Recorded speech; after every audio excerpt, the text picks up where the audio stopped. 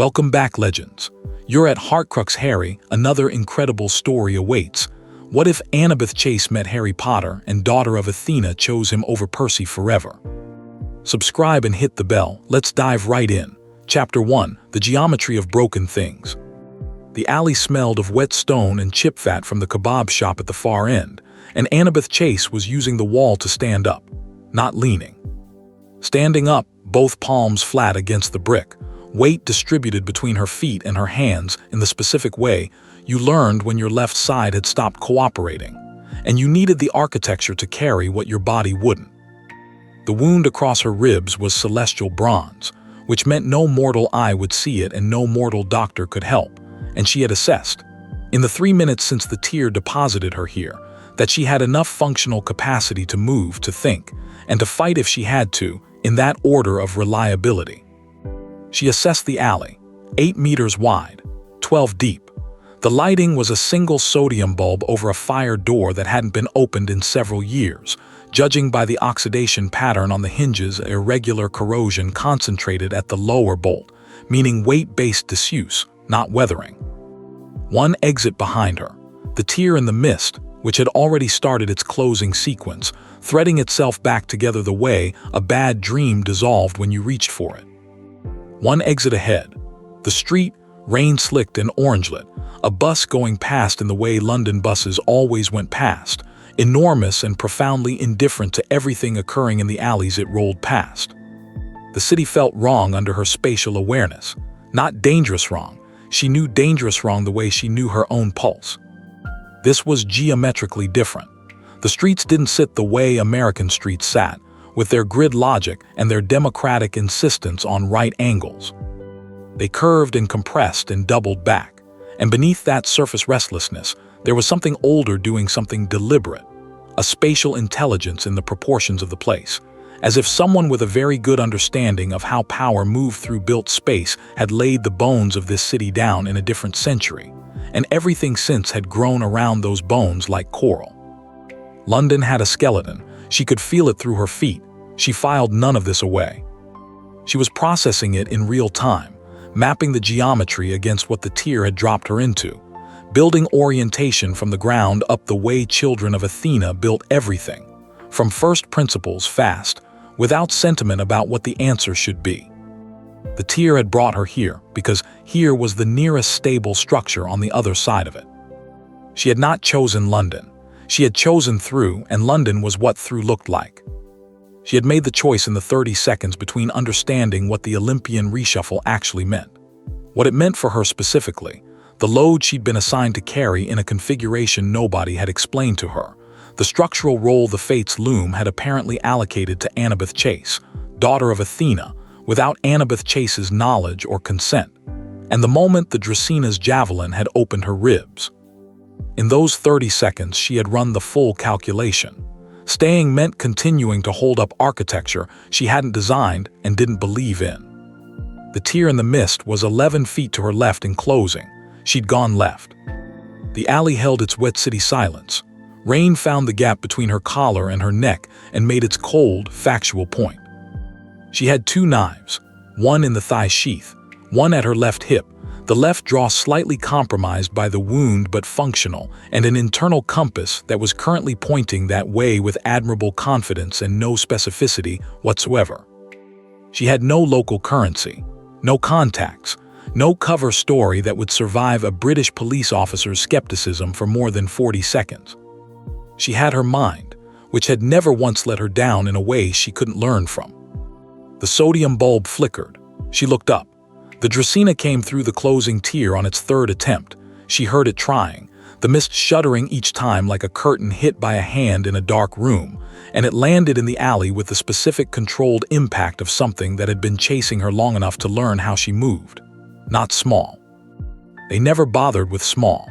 This one stood 7 feet of scaled muscle from the waist up, and from the waist down was 2 serpentine tails working in alternating rhythm, which generated a lateral speed that consistently surprised people who hadn't read her 12-page tactical analysis of Dracina combat patterns, produced age 14, in which the lateral speed was addressed prominently in Section 2.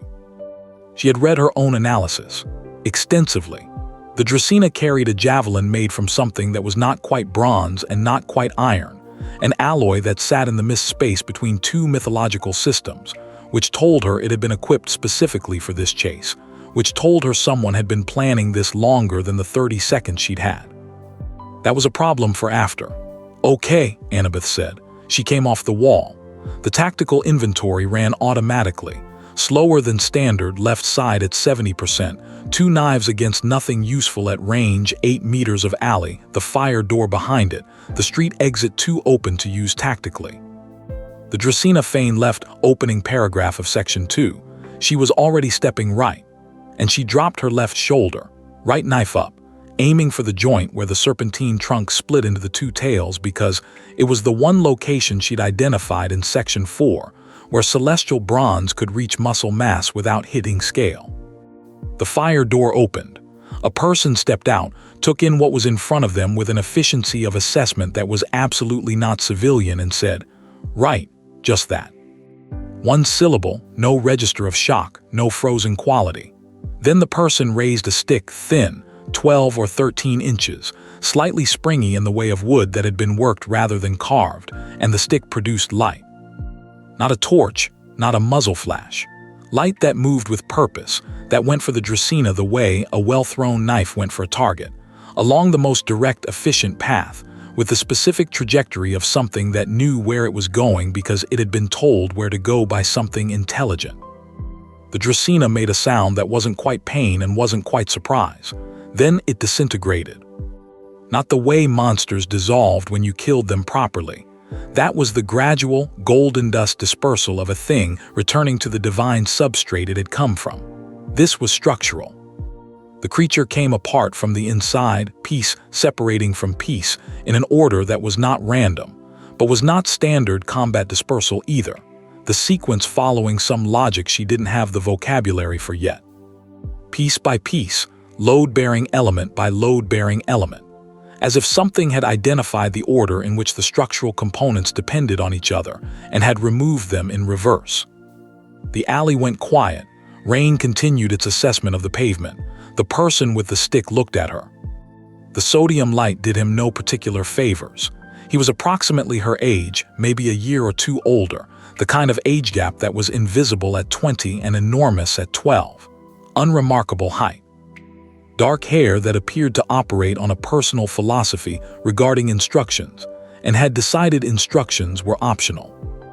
Round glasses, slightly fogged from the rain, which told her he'd been outside for at least 10 minutes before coming through that door. A scar on his forehead. She looked at it with her spatial perception the way she looked at everything, and the mist did something complicated around it, not hiding it, not revealing it, but registering it. The mist's registering something response, which meant it was real in the mythological sense, not cosmetic real, weight-bearing real. He said, "You're bleeding." "I know," she said. "That thing, Dracena. Serpent woman, Greek taxonomic classification, Roman analog is Draco, though the Roman version runs cooler in terms of temperament and is accordingly less aggressive in enclosed spaces." She looked at the spot where the creature had been. The residue was wrong. Not the standard golden dust, but something more fractured, dispersed according to a logic she was actively trying to reconstruct from the evidence. "What did you do to it? That wasn't a banishment, that wasn't exorcism, you took it apart." He looked at the spot too. He had a quality of attention she noticed immediately, not the wide-eyed attention of someone encountering the impossible, but the narrowed-down attention of someone adding new data to a model they'd been running for a long time. "I don't entirely know," he said. "I just felt where it was wrong, and then..." He made a gesture with the stick that suggested the thought had run ahead of the language. She understood that gesture. She used it herself. "Show me the wand," she said. He held it out. Not dropped it into her hand, extended it, upright, the way you extended something important to someone you weren't certain about yet. She didn't take it. She looked at it in the sodium light and opened her spatial perception to it, and what she got back made her recalibrate the entire evening. The wand was a vector, 13 inches of holly, with a grain pattern that ran straight along its length, and it sat in the air not as an inert object but as a directional instrument. A thing oriented towards something, the way a compass needle was oriented, the way load in a well-designed structure was oriented. She could feel the directionality of it, and the origin point that it was directed toward was not the wood itself. The origin point was somewhere older than the wood, older than the magical system the wood belonged to. Something that predated the whole apparatus of wands and incantations and ministry classification systems, sitting in this person's architecture like a bedrock layer beneath a city, mostly unexplored, doing its own structural work independent of what was built on top of it. "Your magic isn't in the wand," she said. He lowered it slowly. "That's not how wand magic. That's how yours works." She looked up at him. "The wand is a focusing instrument. What it's focusing exists at a different layer."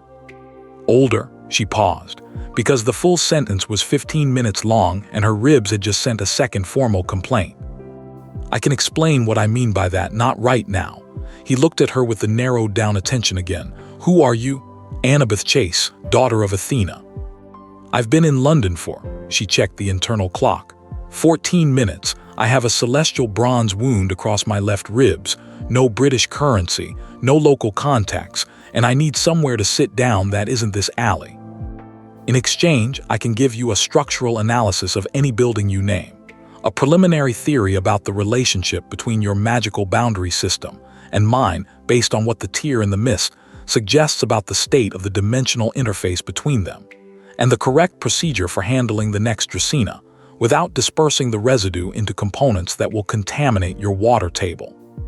He looked at her for a beat, one full beat unhurried. "Harry Potter," he said, "and for the record, I was hiding in that alley, not heroically patrolling it." "From what?" "Ministry dinner."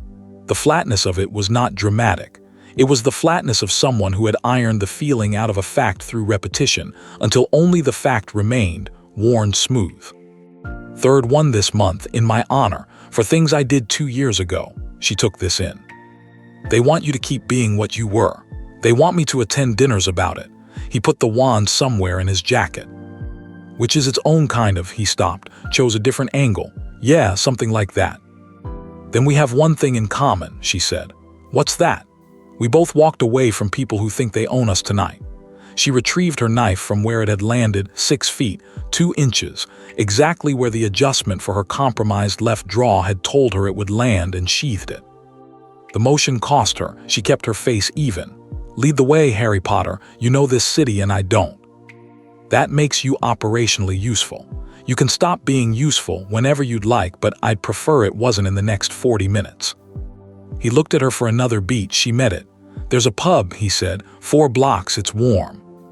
"That will do," she said. He turned toward the street exit and she followed him into the London rain. The invisible dog had no dog and was not, by any meaningful definition, invisible.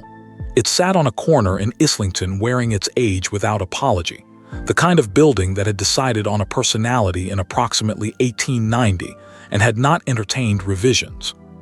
The sign above the door was a painted terrier, wearing an expression of profound philosophical doubt. Harry went straight to a corner table, not choosing it, returning to it. The chair took his weight the way chairs took weight when they'd been doing it long enough to develop an expectation.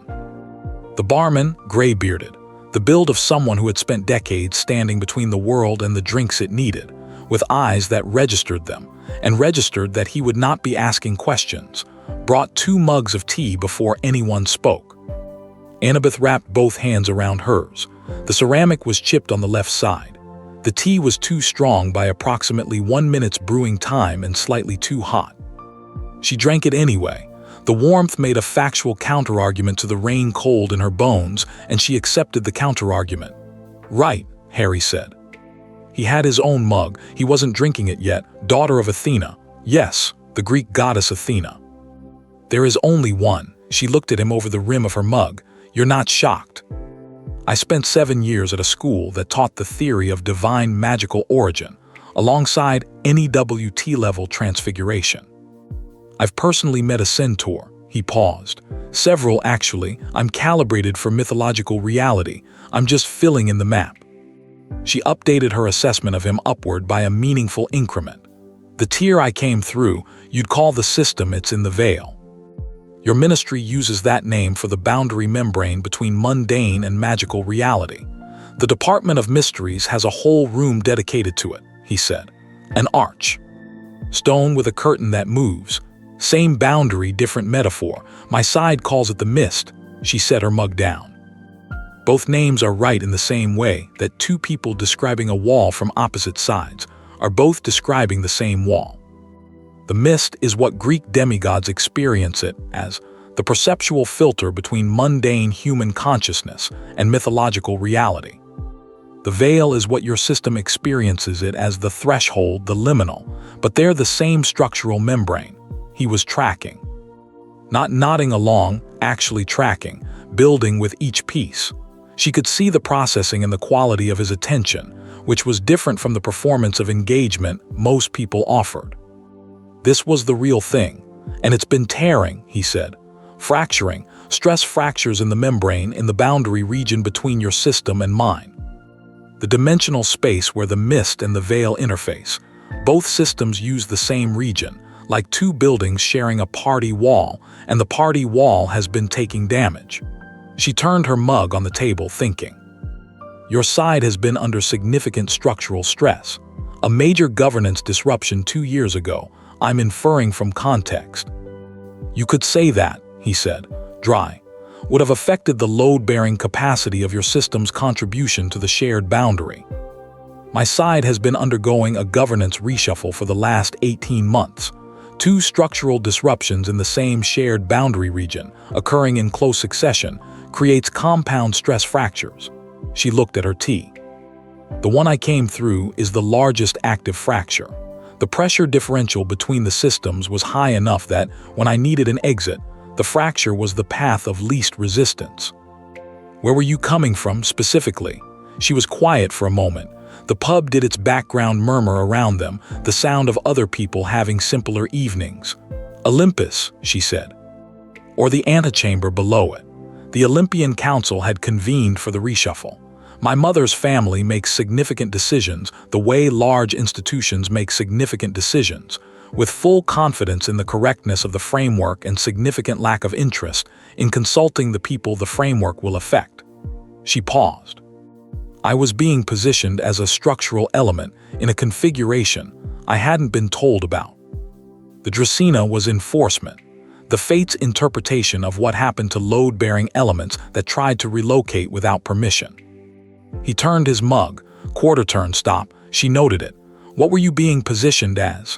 A contingency. She said it without heat because the heat had burned out in those 30 seconds before the tear, and what was left was colder and more functional. If the reshuffle destabilized the Olympian governance structure in a specific way, I was the fail-safe.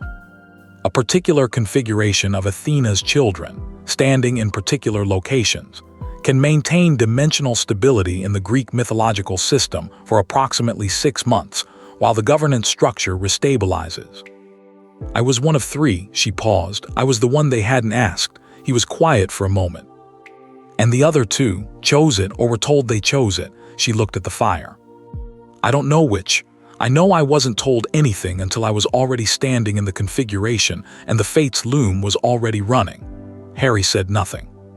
The fire made its coal-specific sound, a shifting and resettlement. She appreciated that he didn't fill the silence with the thing people usually filled it with, which was the reassurance noise, the "I'm sorry, that's terrible, that must have been awful." She didn't need that. She needed the space to say the thing clearly and have it received clearly, and that was what she was getting. "The Dracena that followed you," he said. "There'll be more. Probably not tonight, the tier is closing. Whatever followed me through used the last viable window. It was already closing when the creature came through, which is why it came through in pieces and had to reassemble. That costs energy. They'll need a different crossing point next time, and finding a new fracture in the boundary membrane takes time, even for divine enforcement. How much time? She calculated against what she knew of fate mechanics and dimensional travel protocols. Days, maybe a week, if the fracture map is as limited as I think it is. She looked at him. Long enough to establish a position. He nodded, turned the mug again. The coal fire settled. "And your wand," he stopped. "You don't have a wand." "Knives," she said, "and my mind. Those are the primary tools." He looked at her for a moment with something that wasn't quite reassessment, more like he was resolving something that had been blurry into clarity. The thing you said about my magic, the origin point. Yes, you saw that from looking at the wand for 30 seconds. Less, maybe 20. How? Spatial geometry, she said. It's what I was born with. My mother is the goddess of wisdom and strategic warfare in the original Greek sense, which means the goddess of architecture, mathematics, and the management of complex systems. Her children inherit the spatial perceptual gift. I see load-bearing relationships the way most people see color, automatically, constantly, at the level of background perception. So you can see the structure of things, of everything, buildings, systems, arguments, magic. She turned her mug. When I looked at your wand, I could see where the force was coming from, and it wasn't coming from the wand. The wand was, think of it as a tap. The water doesn't originate in the tap. The tap accesses the pipe, which accesses the main, which accesses the source. Your wand accesses a pipe. But the source, she stopped. The source is something I don't have the full vocabulary for yet in your system's terms. My system would call it divine architecture, the foundational layer of magical reality that predates human magical systems, and that human magical systems grew up inside. The way cities grow up around rivers without the city ever fully understanding that it's built around water. Harry looked at his hand, the hand that had held the wand. I've never explained this to anyone, he said. I've tried. The ministry classification system doesn't, he stopped again. Doesn't have a category for it, she said. No. Most classification systems don't make space for what they didn't anticipate, she said. That's not a flaw in you. It's a flaw in the classification system. He looked at her. That look again, the resolving into clarity one. You talk very precisely. I think precisely. The talking is a downstream consequence. She picked up her mug. You wanted to say thank you earlier in the alley. You started and then stopped. Yeah, he said. I wasn't sure if it was appropriate. For what? For saying something sensible about my magic when literally everyone else who has an opinion about it starts from the boy who lived and works backwards.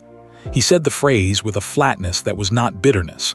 It was further along the road than bitterness, the place bitterness arrived at after a long time. You didn't know what that meant, you still don't. No, she said, I don't, should I? Probably not, he drank his tea. I'll tell you at some point when it's relevant. Is it relevant to the structural problems with the dimensional boundary? No. Then it can wait, she said. The fire shifted. The pub held its evening around them. Somewhere at the bar, two people were having an argument about football in tones that suggested it mattered deeply and changed nothing. She let him see the wound when he asked to, not because she needed the help, or not only that, because she was already running a structural analysis of his magic, and the wound was a data point. If his magic could interact with a celestial bronze wound, that was architecturally significant. It told her something about the layer his magic operated at, the layer below the system-specific stuff, the foundational layer, and she needed that information to build the theory she was already building about the boundary membrane. She turned on the bench and lifted the edge of her jacket. The wound was there in the way mythological damage was always there, present to any perception that was calibrated for it, absent to any perception that wasn't. He looked at it. She watched him look, not with the wide-eyed quality, not with the squeamishness some people brought to blood, but with the same focused quality he'd applied to everything else. Trying to understand the structure of it, he raised his wand. The magic came out wrong in exactly the right way. It was not a standard healing charm. She'd read enough of Hermione's texts over the next few days to know what those felt like, which was warmth and pressure applied uniformly until the tissue responded. This was not that. This was something that moved along the wound's geometry, found the line of it, the specific angle and depth, and then found the correct configuration of the tissue around it, the configuration the tissue was supposed to occupy before the bronze had made its argument and brought the two into alignment. She felt the wound close from the inside out, not pushed shut, corrected, structurally restored to its right configuration. She held very still while it happened. When it was done, she put her jacket back down. He lowered his wand. He said, Your magic worked on a divine origin wound, she said, because one of them needed to say it and she was faster. That is extremely architecturally significant. The standard expectation in my system is that divine origin damage requires divine origin treatment, because the two systems operate at incompatible fundamental layers. Your magic worked on it, which means your magic operates at a layer below the system-specific incompatibility, the foundational layer. He was looking at the spot on her ribs where the wound had been. Is that a problem? For who? For anyone. For both systems. It might be, she said. Whether that's a problem depends on what you do with it. She put her jacket back down fully. What would you do with it? I've mostly tried to do as little as possible with it, he said. It makes people nervous. Which people? Ministry people, magical theorists, anyone with a stake in the classification systems being complete. He paused. It's easier not to demonstrate it. Most people who know about magic have frameworks. The framework doesn't have a drawer for this. I don't have a framework, she said. I have a method. The method is observe, determine the structural logic, build from there. She looked at him. Show me how you did it, not the healing, what you did in the alley. Show me the mechanism. He looked uncertain in the specific way of someone being asked to demonstrate something they'd never had to explain. I can't just, it's not on command. It's when something's wrong. Wrong how? Wrong like when something is existing in a way that isn't right for it. Like the creature in the alley. It was wrong. It was in a place it wasn't supposed to be, in a form it wasn't supposed to be in, doing a thing it shouldn't be doing, and I could feel all of that and the magic just. He made the gesture again, the unfinished one. Addressed it. Empathic structural correction, she said. It landed like a key in a lock. He looked at her. What? Your magic perceives correct configuration. The correct state of a thing, the state it should occupy, the state that aligns with its nature. When something is misaligned, your magic perceives the misalignment relative to the correct configuration and returns the misaligned thing to its correct state. She turned this over. It's relational. The magic functions through relationship, between the thing as it is and the thing as it should be. He was very still. That's a description of something, he said slowly, that I have never been able to put into words. I know. She picked up her tea. You should know that a magic system functioning through relational logic rather than incantational or elemental logic is architecturally rare. My system has one known example, the divine empathy granted to certain children of Aphrodite.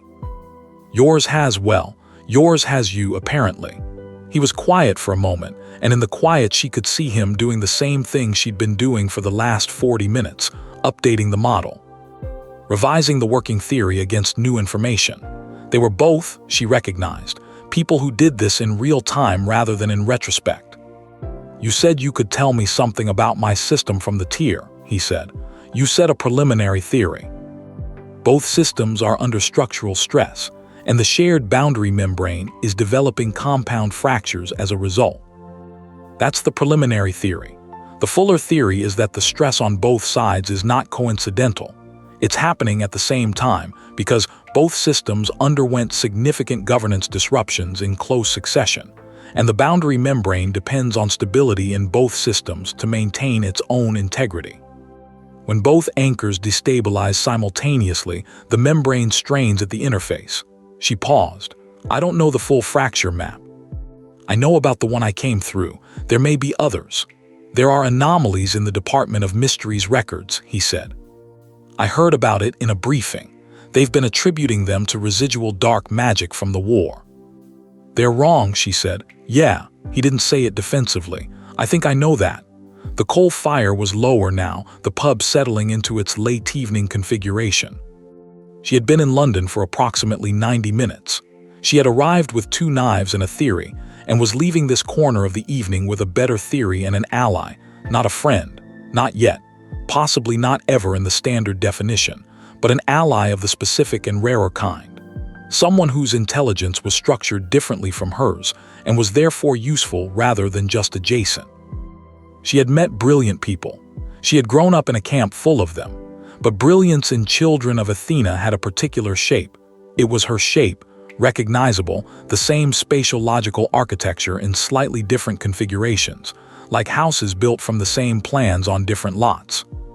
Harry Potter's intelligence was built on entirely different plans and occupied the space in entirely different ways, and when she looked at it, she did not see herself reflected back.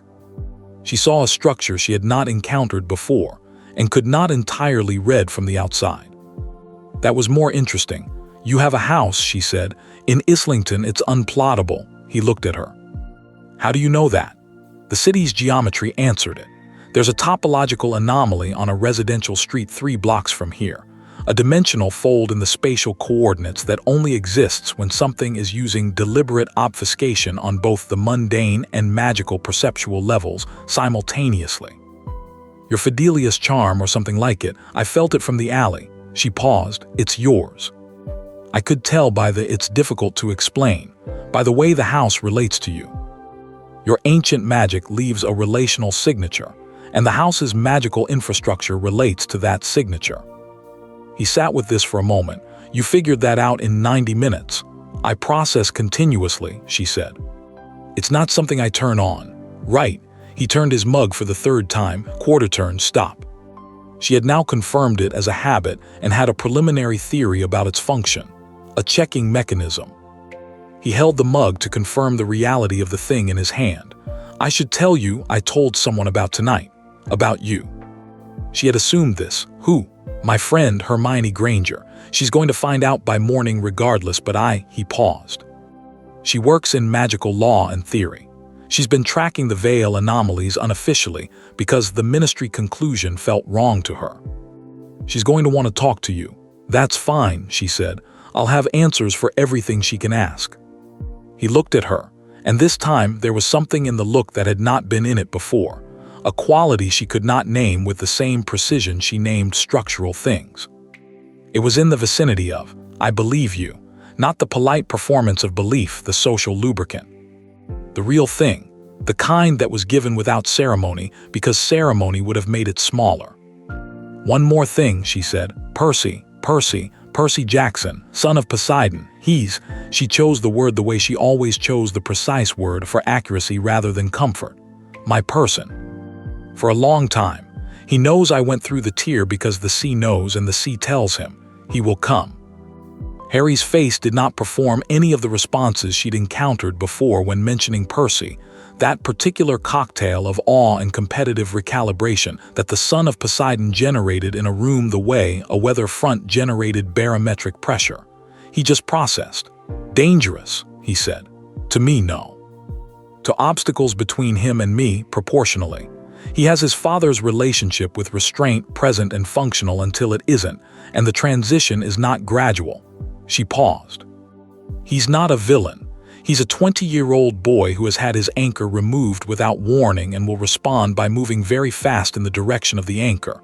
That's not malice, it's physics." Harry nodded. Not the performative nod, the one that meant understood, accounted for, moving on. "You'll need to tell me about your camp," he said. "Camp Half-Blood." "Yes." "Tomorrow," she stood, which her ribs registered as a formal protest and then accepted as final. "Tonight I need to see the house. If I'm going to stay there, I need to understand its structure." He stood too, put coins on the table without counting them, the ease of someone who knew the denomination by weight and had done this enough times that arithmetic wasn't involved, and pulled on his jacket. "It has structural problems," he said. "I should warn you." "I know," she said. "I felt them from the alley too." He looked at her for a moment with something that occupied the same space as amusement without quite declaring itself.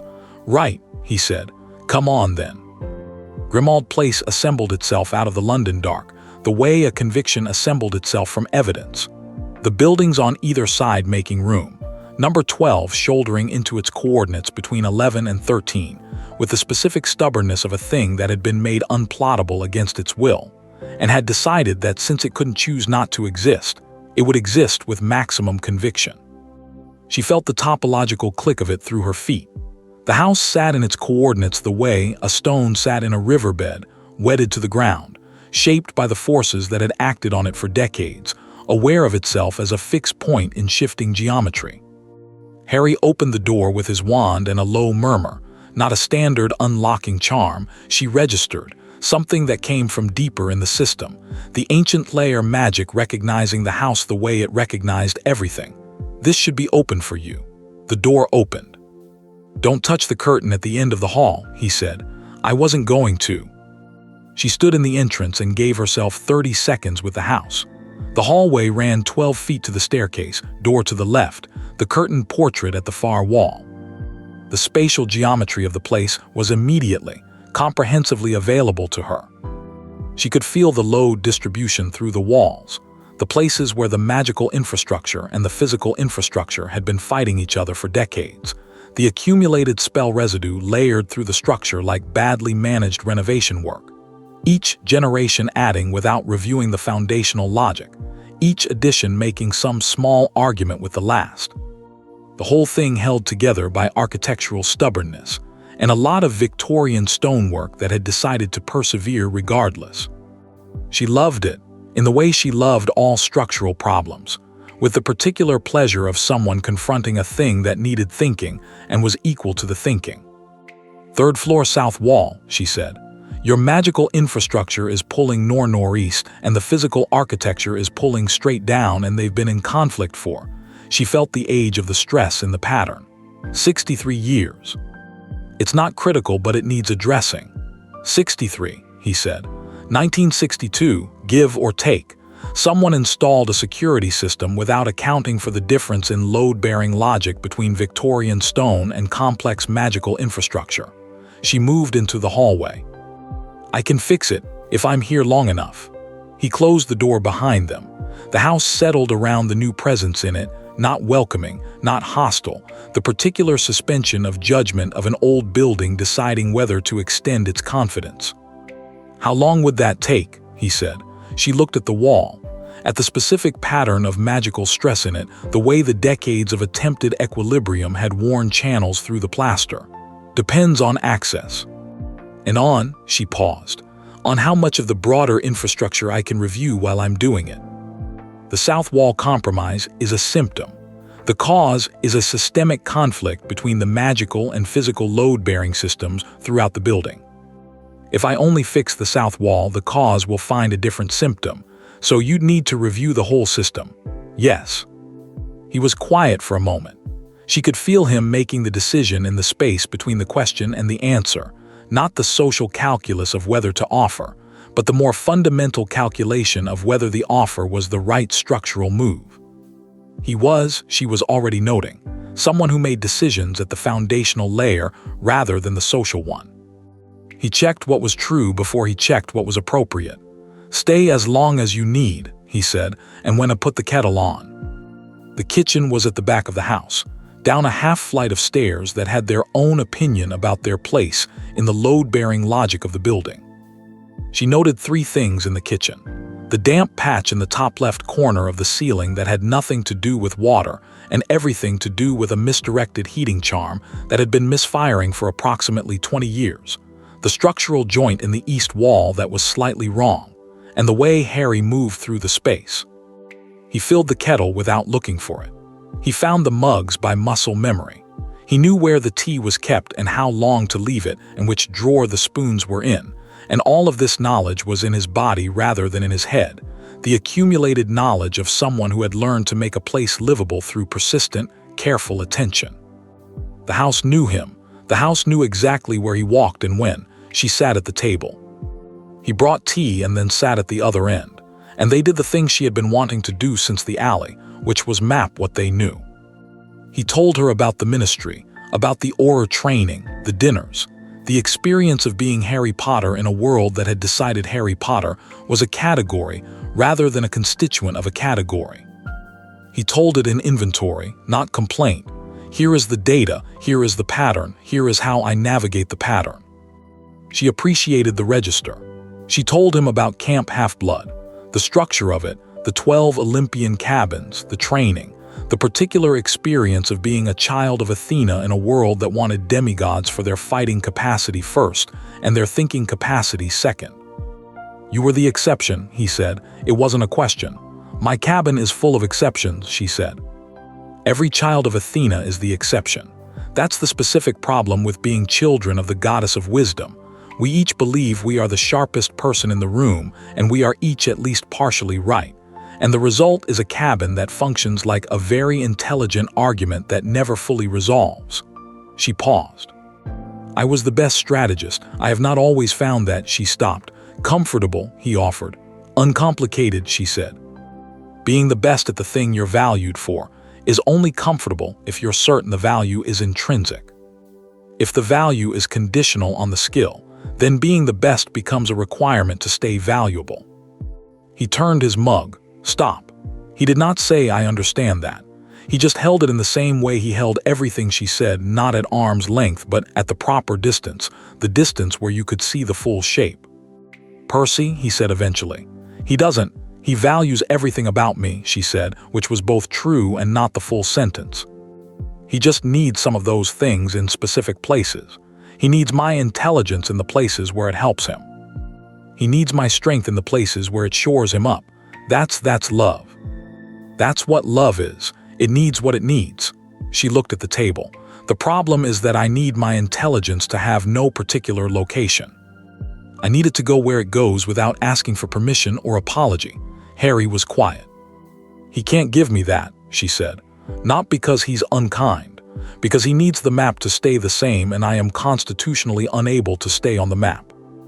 A train went past somewhere in the London distance. The vibration of it moving through the house's foundations in the specific way of things that passed regularly enough to leave traces. The kitchen clock, which she'd already clocked as running 4 minutes fast, marked the time. I'll tell you about my scar, Harry said. Not a non sequitur, she tracked the connection.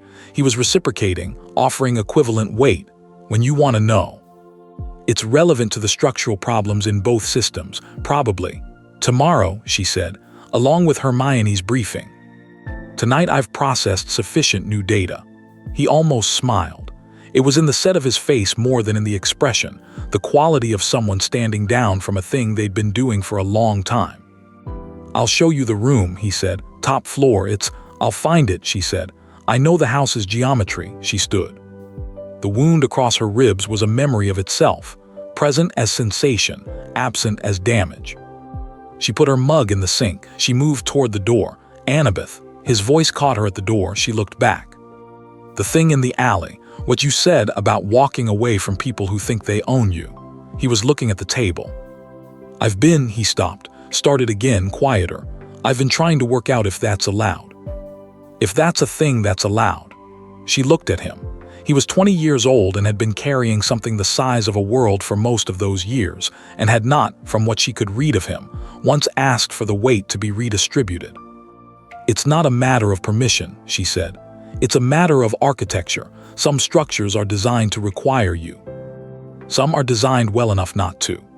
She left him in the kitchen with that and went upstairs to find her room, which was on the top floor as he'd said, with a window that looked northeast over the city's orange-lit dark. And she stood at it for 3 minutes with her hand on the glass, feeling London's enormous indifferent geometry spreading out in every direction. Behind her the house exhaled, the specific, structural relief of a thing that had been asked to hold too much and was, for the first time in a long time, only asked to hold what it was designed for. She found a piece of chalk in her jacket pocket. She turned away from the window. There was a lot of work to do. 347 miles southwest, at the edge of the Long Island Sound, Percy Jackson stood in the surf and let the water tell him what it knew. It knew a lot. It always knew a lot. The sea was a vast, continuous act of knowing, everything that touched it leaving a record, and he had access to all of it in the way he'd had access to all of it since he was 12 years old and Poseidon had claimed him, and the water had started answering when he called. He did not take it for granted. He had never once taken it for granted. What the water was telling him tonight was, she went through, and she's alive.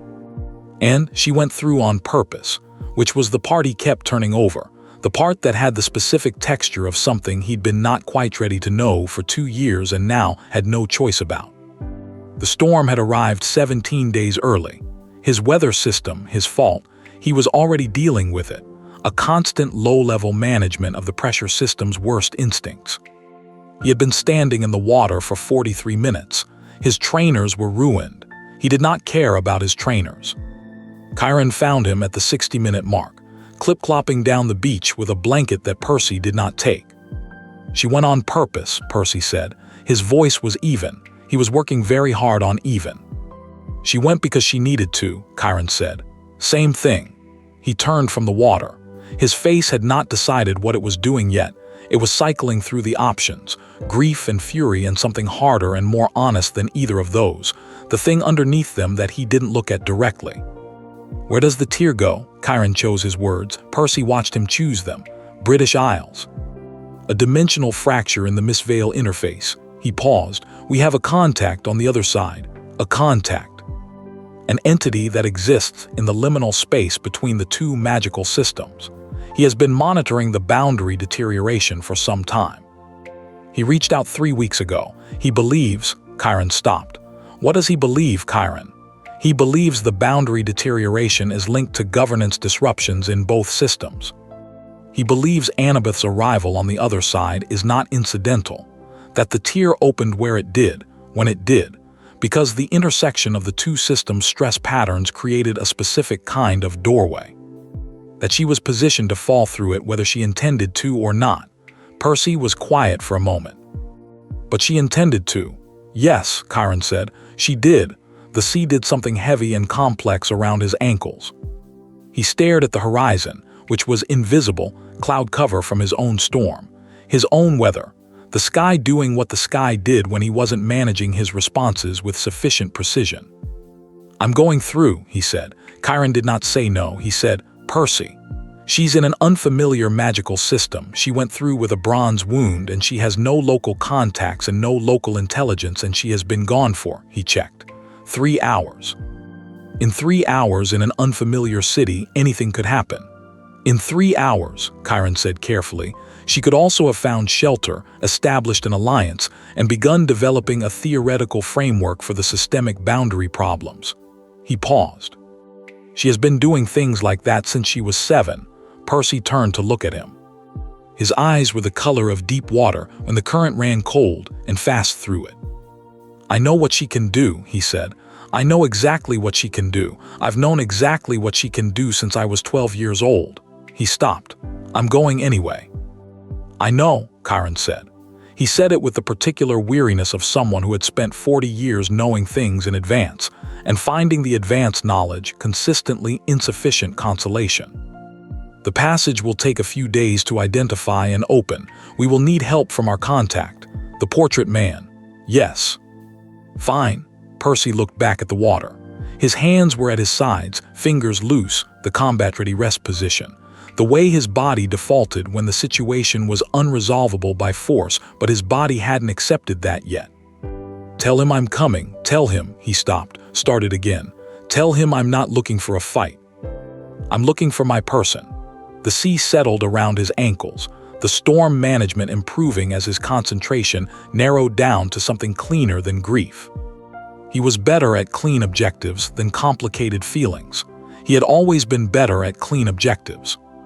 On the other side of the dimensional boundary, in a room at the top of a London house, Annabeth Chase was drawing chalk lines on a wall in the dark, mapping the structure of something she was only beginning to understand.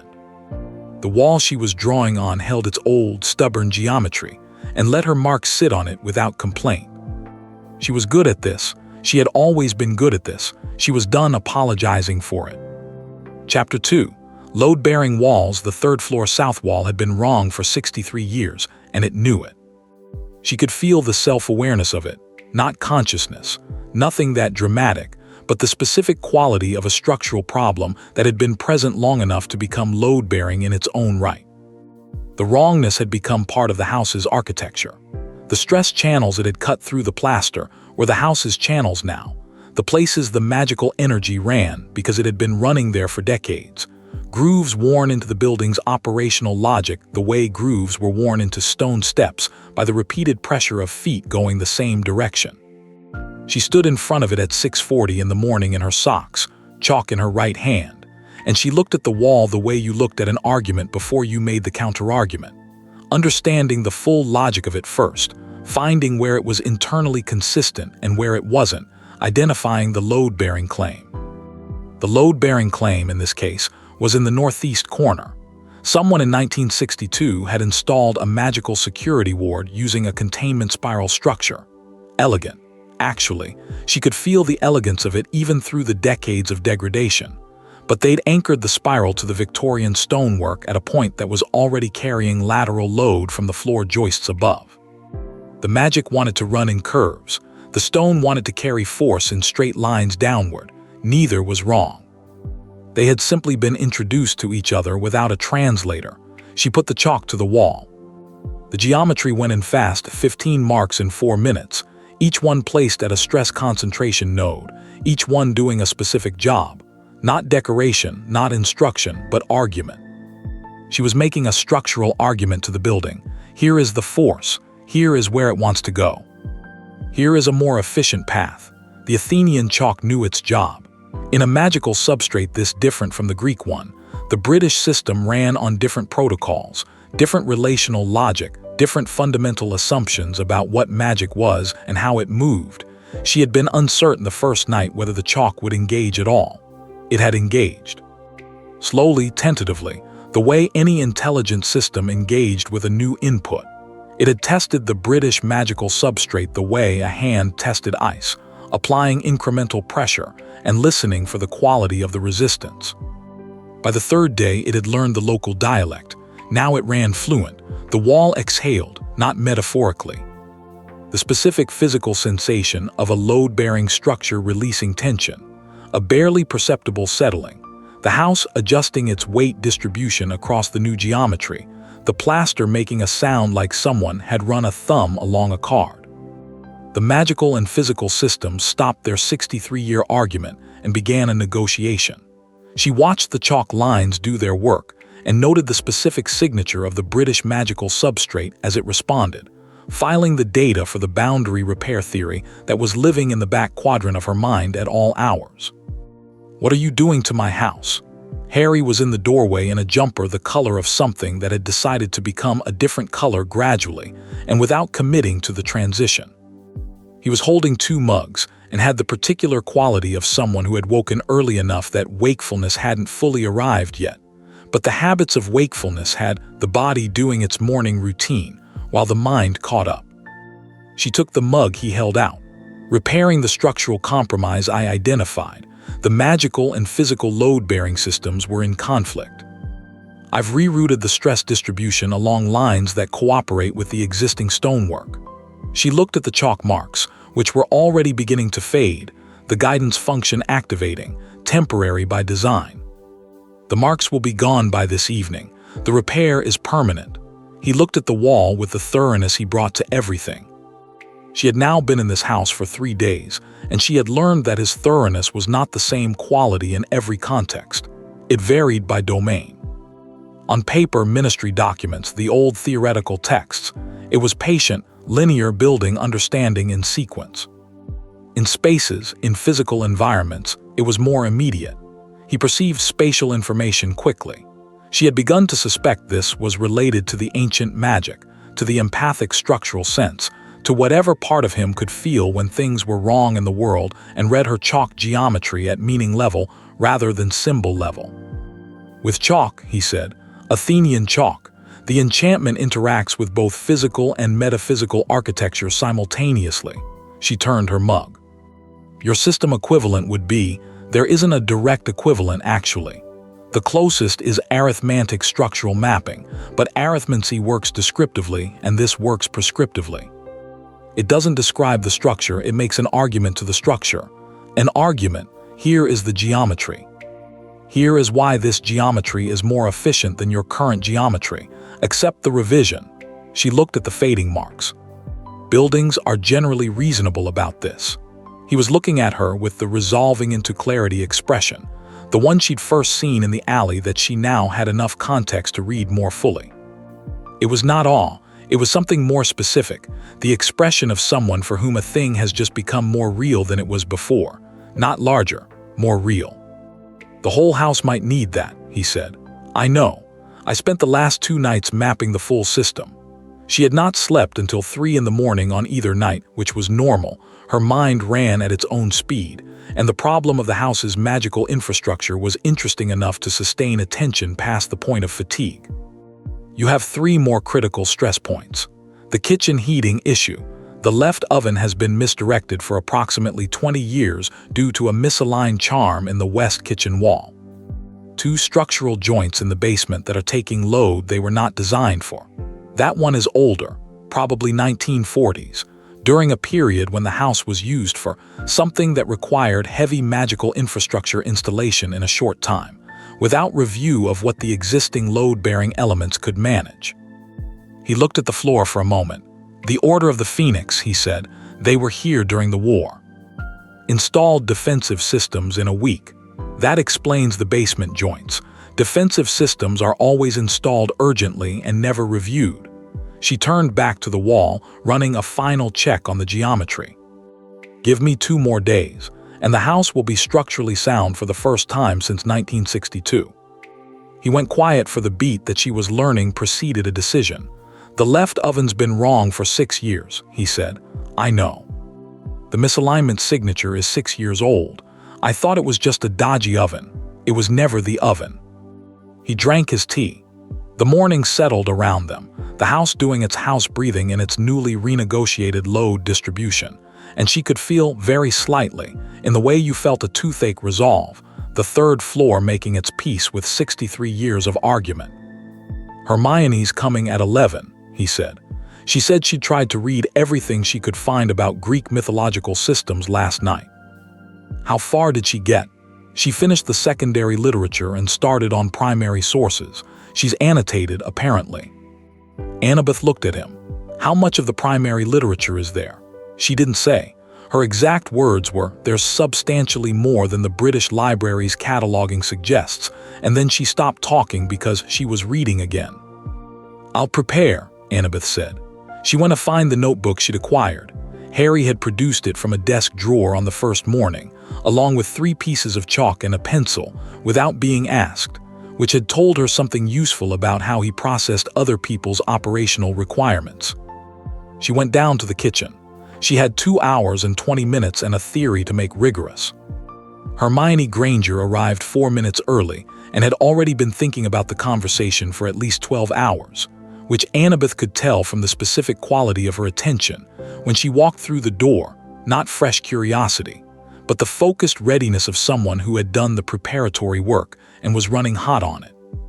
She was shorter than Annabeth had pictured from Harry's description, which was less a physical description and more a functional one. She finds everything out. She reads faster than anyone. She worked out the ministry's internal security protocol from a public pamphlet. The actual person was sharp-featured and economical in her movements, with hair that had opinions about its own volume and eyes that were doing several things at once. Cataloging Annabeth, cataloging the kitchen, landing on the chalk geometry still visible on the east wall where Annabeth had done preliminary mapping the previous day, and registering it before she'd fully sat down.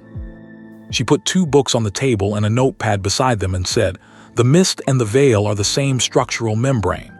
"Yes," Annabeth said. "The anomalies the Department of Mysteries has been tracking.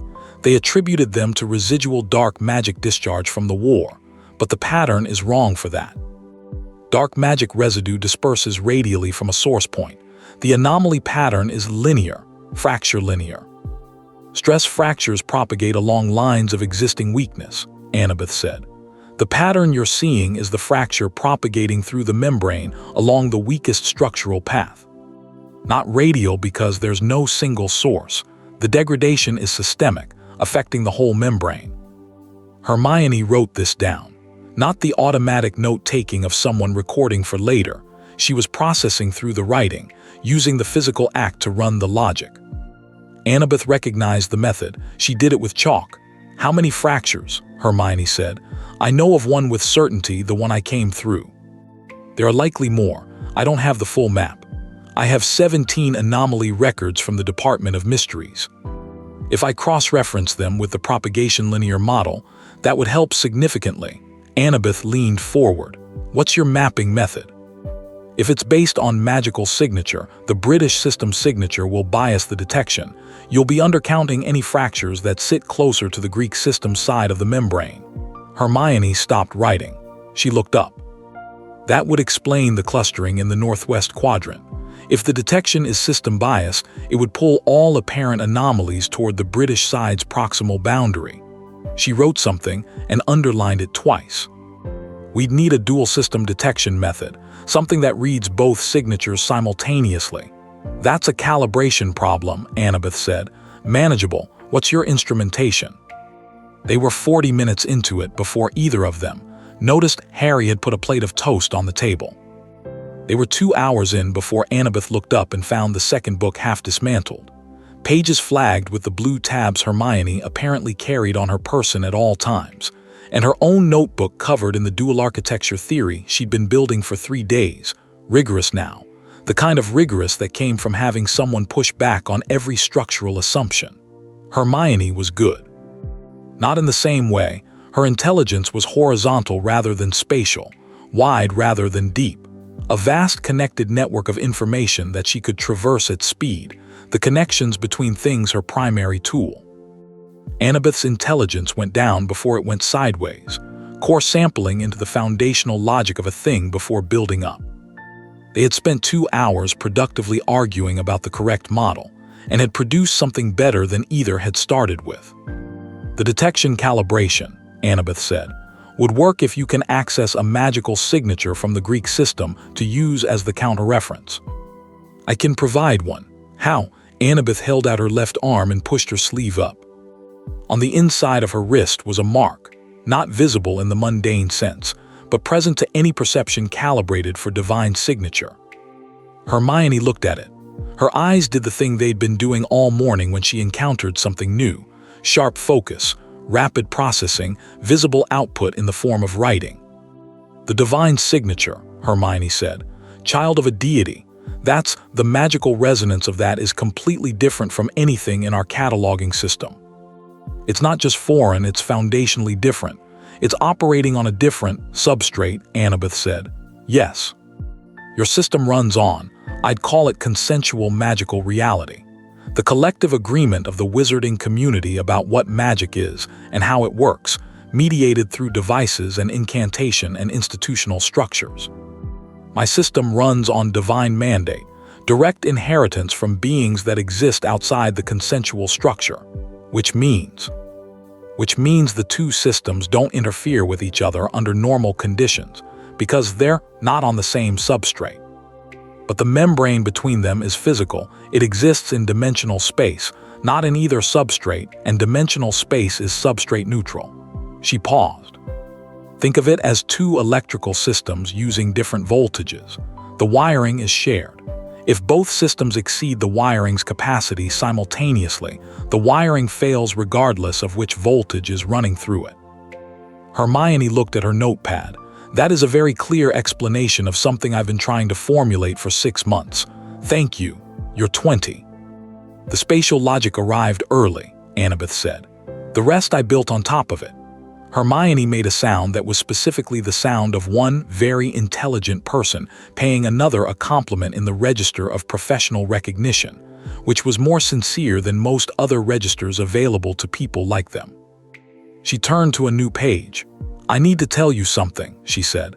Her voice changed, not dramatically, but the quality of it shifted from problem-solving to reporting. The differentiation between modes was clean. Annabeth straightened. There's been a cross-pantheon alert moving through the Remnant Order network, Hermione said. The Order of the Phoenix, it was a resistance organization during the war. Most of its formal functions are inactive, but the communication channels are still monitored. She looked at Annabeth steadily. The alert is a request for information on a Greek demigod in British magical territory. The routing signature is ancient, not ministry, not any currently active British magical institution. It's something older. Associated with what? Hermione glanced at Harry, who was at the window with his tea, apparently watching the garden. The glance lasted 1 second. Harry should explain the second part. Dumbledore, Harry said to the window. The alert is routed through Dumbledore. Annabeth looked at him. He turned from the window. "I thought he was dead," she said. "He is." Harry came to the table. He sat down in the chair he always sat in, third from the left, the one that faced the door, the one that let him see the room. Mostly. Wizarding portrait magic captures a version of a person's mind when they die, memories, personality, the essential pattern of them. Most portraits are stable, they stay in their frames, they interact with their immediate environment. He paused. Dumbledore's portrait doesn't stay in its frame. It moves. Between frames, between magical institutions, across international boundaries. We noticed it about a year after the war. His portrait had been seen in 17 institutions in 4 countries. He exists in the liminal spaces, Annabeth said, the threshold areas between magical systems, where the membrane is thinnest. That's what we think, yes. Harry's voice was flat in the way it went flat when there were feelings doing infrastructure work beneath the surface. He's been in the Mist Vale boundary region. The portrait system shouldn't be able to operate there. Portraits are system-specific objects. They're not supposed to function outside the British magical substrate.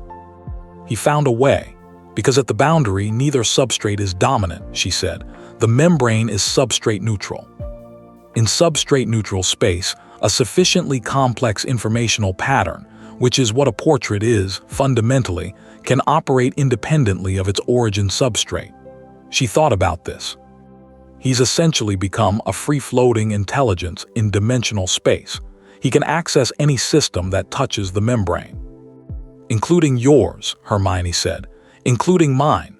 Annabeth looked at the table, which means he's been watching the Greek system's boundary interface for however long he's been in that space. Since about 8 months after the war ended, Harry said. Call it 18 months. 18 months. Long enough to understand the governance reshuffle. Long enough to map the Olympian political architecture. Long enough to understand exactly what role Annabeth Chase had been assigned in the configuration, and exactly what would happen when she left it. She looked at the fading chalk geometry on the east wall. He wanted me here, she said. Neither Harry nor Hermione disagreed. He's running a scenario, she said. He mapped both systems, identified the boundary deterioration as the critical problem, worked out the requirements for a repair, and then, she thought through the logic chain. He worked backward from the repair requirements to the available assets in both systems. He identified me and Harry as the required elements. And then she stopped. Did he do anything to the Olympian governance situation, interfere with it somehow? I don't know, Harry said. I don't know what he can do from the boundary space. I don't know the limits of what he is now. He's a chess player in a space with no limits, she said. That is a specific and significant concern. She paused. He's not sending the alert to threaten me.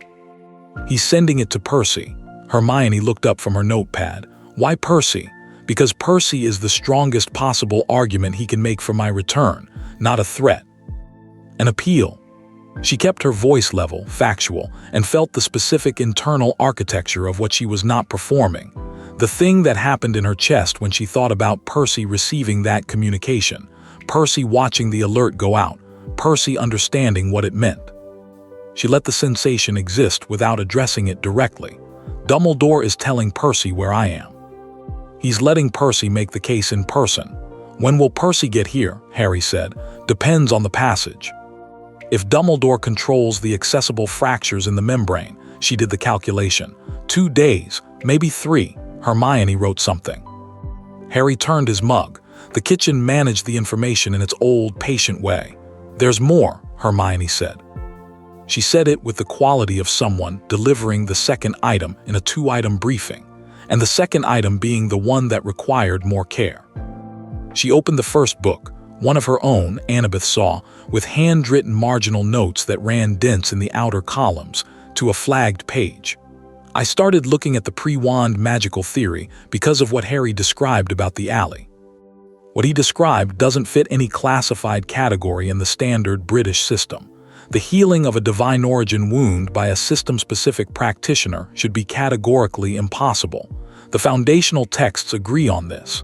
She turned the page.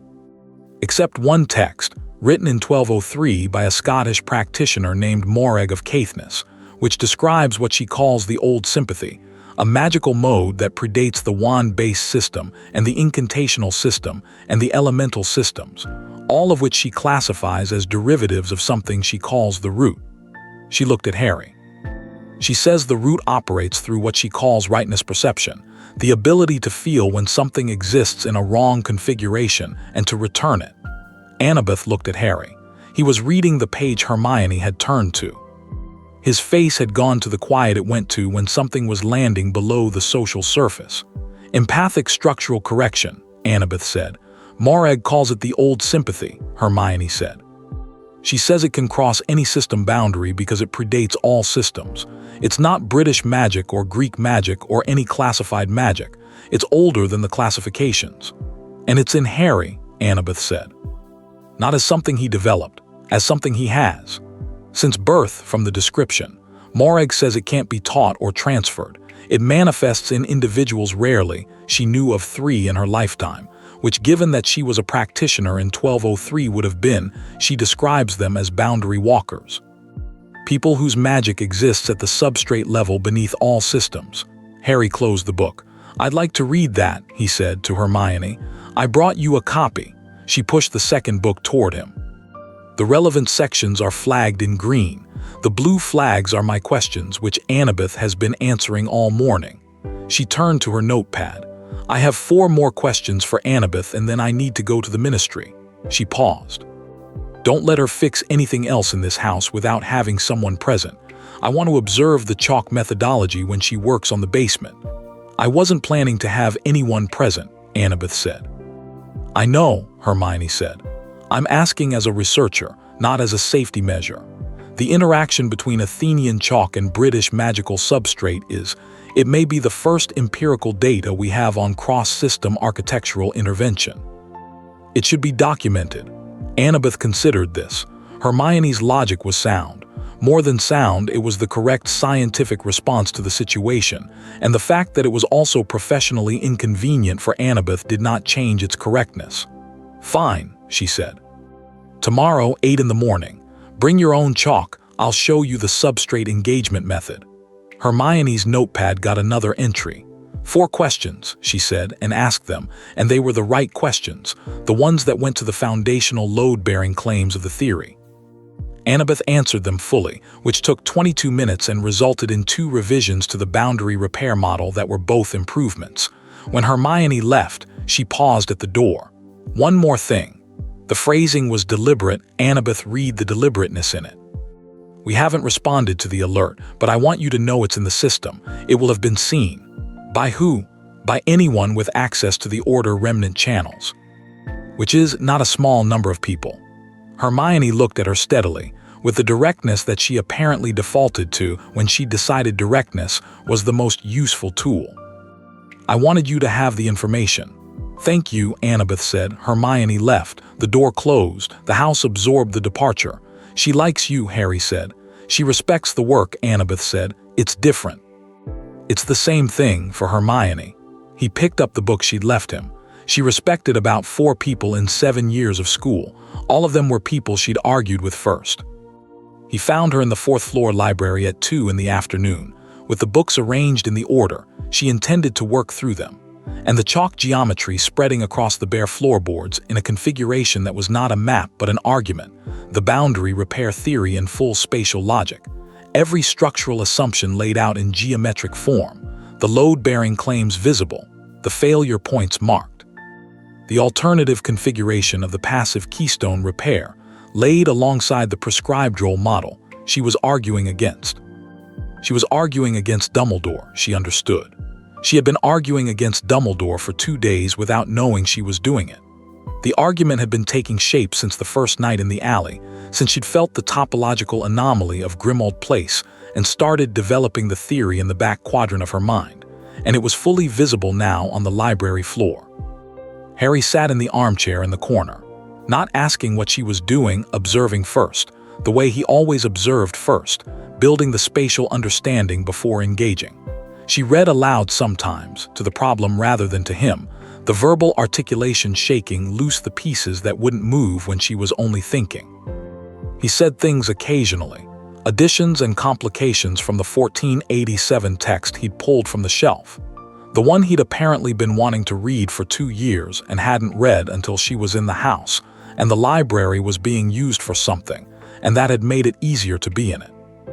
She had noticed this about him. The house worked better when occupied purposefully. The library worked better when both its armchair and its floor had someone in them. She did not comment on this observation because its implications were load-bearing in a different structural domain, and she was being careful about the load-bearing elements she engaged with before she had a full picture. The boundary repair theory, she said. I've been assuming the closure mechanism needs to be active, something that continuously maintains the fractures sealed, like a person standing with their weight against a door. She traced the chalk line that represented this model.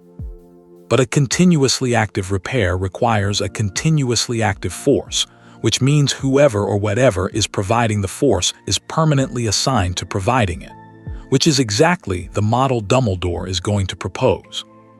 Harry put down the 1487 text. She had his full attention. A passive repair, she said, a structure that redistributes the load so no active maintenance is needed. The repair becomes self-sustaining, not because someone is holding it, but because the geometry is correct. She drew the second figure beside the first. The difference between bracing a wall with a prop and fixing the wall's structural logic so it doesn't need the prop. He stood and came to the edge of the geometry. He looked at it from there, reading it. She waited. The second figure, he said, the load distribution, it's not concentrating at any point. It spreads across the whole structure. Yes. That's the keystone principle. The keystone in an arch doesn't carry the arch. It redirects the thrust so the arch carries itself. She looked at the second figure. I need a keystone. What does it look like? She looked at him directly. Something that can exist in both systems simultaneously. Something that doesn't belong to either system specifically, that operates at the substrate level below both, so it can interact with both without being absorbed into either's rules. She paused. Something like the old sympathy. He was quiet. He understood what she was saying. She had been clear enough that there was no room for misunderstanding, which was intentional. She did not want him to arrive at the conclusion she'd already reached through a path that allowed him to avoid it. My magic, he said, not as active maintenance, as structural material. She turned the chalk in her hand. You don't hold the arch, you become the keystone's material, the thing the geometry is made from. Once the structure is built, it doesn't need you to do anything. It just needs the material to be correct. She paused. The old sympathy is correct. It predates both systems. It's substrate neutral. It's the right material. He looked at the chalk geometry for a long time. She let him look. And your spatial geometry, he said. You design the structure. I design it. You provide the material. The structure sets and self-maintains. She turned the geometry over. There's a third element, scale. The membrane between the mist and the veil exists at dimensional scale, not human scale. The keystone structure needs to be built at the correct scale or it won't engage with the membrane properly. That means we need something that can provide dimensional weight. Harry looked at her. Percy, he said. Percy's divine inheritance is oceanic, she said. Ocean scale. His father is the entity that holds 1/3 of the dimensional world. When Percy operates at full capacity, he's roughly the right order of magnitude for what we need. She looked at the floor. Which is another thing Dumbledore knew when he contacted Camp Half-Blood. He wasn't just sending a heartbroken boy. He was sending a structural element. She paused. That's what makes Dumbledore dangerous. He's always right about the operational requirements. The thing he's wrong about is what the people get to do after. Harry crouched at the edge of the geometry, 2 fingers hovering over the northeast anchor point without touching it. The fourth branch, he said. Here, it's not sitting where you've put it. She looked. He was right, displaced by approximately 10 degrees. She adjusted the line. How did you? I could feel it was off. He stood. The whole shape, when you drew it, I could feel the rightness of most of it. That one point was wrong. It was at the wrong angle for the load to travel correctly. She looked at the corrected line. The geometry settled, a small but specific improvement, the load distribution logic tightening. You can read structural geometry at meaning level, she said, not symbolically. at the level of what it actually means for the load to move this way instead of that way. She looked at him. That's the old sympathy. It's not just perception of misalignment. It's perception of correct configuration, the geometry of what should be. You can feel rightness. He was looking at the chalk lines with an expression she didn't have a word for in the precision register. It was in the territory of recognition, not surprise, because surprise required not knowing first, and she was beginning to understand that Harry Potter had known a lot of things about himself for a long time without ever having language for them. What was in his face was the specific experience of finding language. She did not remark on it directly. She went back to the problem. "We need the full fracture map," she said. "I have one fracture point. Dumbledore has the full map, which means we're going to have to go and get it from him." "I know," Harry said. He did not sound pleased about this, but he sounded like someone who had accepted an unpleasant logistical reality. He'll want to meet in person, his version of in person. Hogwarts. Hogwarts. She stood, her knees making a minor counter-proposal that she dismissed, and surveyed the chalk geometry on the floor. The second figure, the passive keystone model, was complete now, with Harry's correction to the northeast anchor, and it was correct. She could feel the correctness of it the way she felt all correct architecture, as a kind of silence in the part of her mind that was never quiet when something was wrong. "How long has it been since you've been back?" she said. His response was 6 beats of quiet. 18 months. She did not ask why. She understood why from everything she'd learned about him in 4 days, the specific accumulation of what Hogwarts meant in the architecture of his life, the weight of what had been built there and lost there and built again, the way a person avoided returning to a place that held too much weight until they had sufficient structural capacity to bear the re-entry. "I'll need chalk for the foundations," she said. "The 7th century section of the East Wing has stress fractures. I looked at the photographs in Hermione's books." Harry looked at her. "You want to mark Hogwarts?" "I want to fix Hogwarts. The marking is an intermediate step." He was quiet for a moment. Then, "Minerva's going to have a lot of opinions about that. I have very good answers to all of them." She picked up her notebook. "Tomorrow morning, I need to show Hermione the basement methodology. The afternoon, show me the pre-wand texts from before 1400. I've read the 1487 Morag, but I want the foundational material." He went back to the armchair and picked up the 1487 text. "Third shelf from the top left side, the ones with the green bindings. Don't try to take them off the shelf before I show you how 2 of them are charmed to bite." "Which 2? "I don't know. I've only found the hard way." "That's extremely unhelpful information," she said. He opened his book. Something was in his face, not quite the thing she couldn't name, but adjacent to it, in the vicinity of it. "Yeah," he said. "I know." The owl arrived on the 5th evening. She was at the kitchen table with 3 books open, and the theory in its current most rigorous form spread across 6 pages of notebook. And Harry was across from her doing ministry paperwork that he was making marks in that were not ministry sanctioned. And the owl arrived at the window with a delivery that was not parchment. It was a small leather package, triple knotted in the camp half-blood sealing method. She recognized the specific knot pattern, the moisture-resistant leather, the navigation bead threaded through the knot. She took it from Harry when he unfastened it from the owl. She held it without opening it for one moment, just held it, because the leather had the texture and smell of the camp supply room. And the camp supply room was the smell of 7 years of her life, and she was 20 years old and she had been in London for 5 days, and the distance between those 2 facts was not geographical. She opened it. Inside, a chitin thread bracelet, standard camp issue, worn from use, and a navigation bead, the kind Chiron gave to campers making their first miss-boundary crossing. The bead was activated, it had been used. Someone had come through. The note in Grover's handwriting, cramped, urgent, the pen having pressed hard into the paper. "He came through yesterday."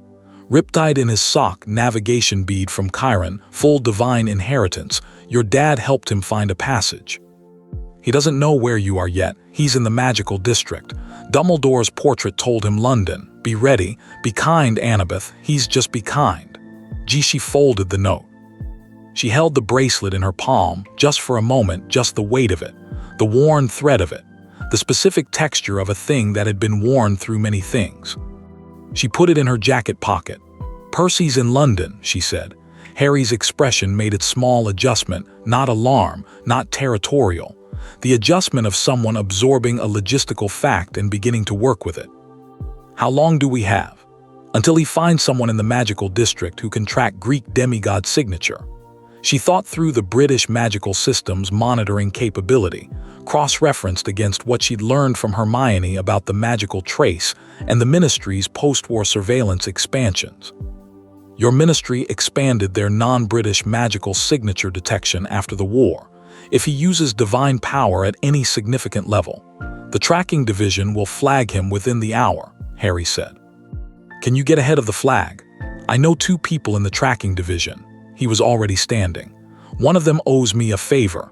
The other one," he paused, "the other one owes me a much larger favor and has been trying to repay it for 6 months." "Call in the larger favor," she said. "I want a window." "How long?" "Long enough to find him first." She closed the books on the table, methodical, a specific order, spines aligned. "He'll go somewhere crowded.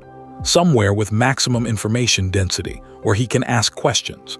He doesn't know the magical district layout, but he has his mother's ability to navigate unfamiliar environments and his father's instinct for finding things through water logic. He'll follow the magical energy to the highest concentration point." "Diagon Alley," Harry said. "How far?" 20 minutes by apparition, 15 if I push it." "Show me how side-along apparition works," she said. "Tonight, so I know what to expect. Tomorrow morning we go." He looked at her. "Tonight. Unless you have ministry paperwork that can't wait." She looked at the desk. "Although from the number of non-ministry marks on it, I suspect it can." He put his wand in his jacket. "It can wait," he said. She stood and gathered her jacket from the hook by the kitchen door. She paused with it in her hands, not because she was uncertain, but because she was noting something. The specific quality of what was happening, which was that she was going to find Percy tomorrow and say the thing she'd been not quite saying for 2 years. And she was going to say it clearly and without apology. And it was going to be the hardest true thing she'd ever said. And the person who was going to drive her to the location where she would say it was a 20-year-old British wizard who had fixed her ribs in an alley 5 days ago with a magic that nobody had a category for. That was her life. That was the architecture of her current life. She looked at it without flinching, the way she looked at all structures, and she found it not easy, not comfortable, not without its load-bearing compromises, but sound. "One more thing," she said. Harry turned. "Percy is the best person I've ever known," she said, with the precision of someone stating a structural fact. "He will come to this with everything he has, which is considerable, and he's going to be carrying all of it. He is not an obstacle, and he is not a threat, and he is not." She paused. "He is heartbroken, and he will not show it usefully, and he is going to need to be treated as a person in a difficult situation rather than as a complication in mine." Harry held her gaze. "Yeah," he said. No hedging, no performance of magnanimity, just the word at the level of a thing he'd actually heard. "Good," she said. She pulled her jacket on. Through the kitchen window, London was doing its night thing. Orange and enormous and entirely indifferent. The city that didn't know their names. Outside it, the magical district was lit in ways that the mundane city couldn't see.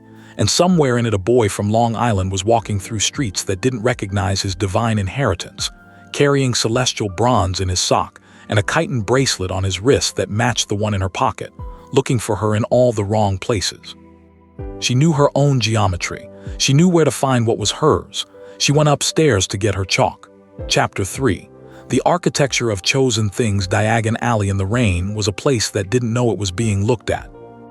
That was the thing about hidden worlds. They developed a quality of unself-consciousness, the specific ease of a thing that had never needed to perform its own existence for an outside audience. The cobblestones were older than the city above them and sat in their coordinates with the confidence of things that had decided their own geometry in a different century. The shops leaned toward each other at angles that were structurally inadvisable and entirely intentional. The light came from sources the mundane city couldn't audit, warm and slightly golden, the color of magic that had stopped trying to explain itself. Annabeth walked it with Harry half a step to her left and felt the spatial logic of it land in her awareness the way important things landed, not with drama, but with the specific weight of recognition. Someone brilliant had designed this street.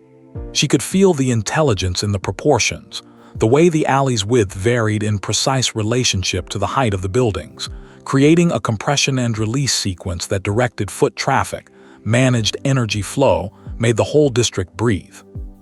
It was sacred geometry wearing shop-front clothes, and whoever had laid the original bones of it had understood something fundamental about how people moved through space and what space could do to the inside of a person. She pulled the spatial analysis back. Now was not the time. There, she said. Percy was outside flourish and blots with the navigation bead in one hand and the expression of someone conducting a systematic interrogation of an inanimate object and finding the object uncooperative. He was wearing his camp half-blood hoodie, gray. The orange logo faded from 100 training sessions, and the mist was working at full capacity to make it look like a normal jumper, and losing the argument, because the mist had not accounted for the way Percy Jackson occupied space. He was too present, too saltwater real. The rain was hitting him the same as it hit everything else and somehow looked different doing it, the way rain looked different falling on the ocean than on a street. He hadn't found her yet.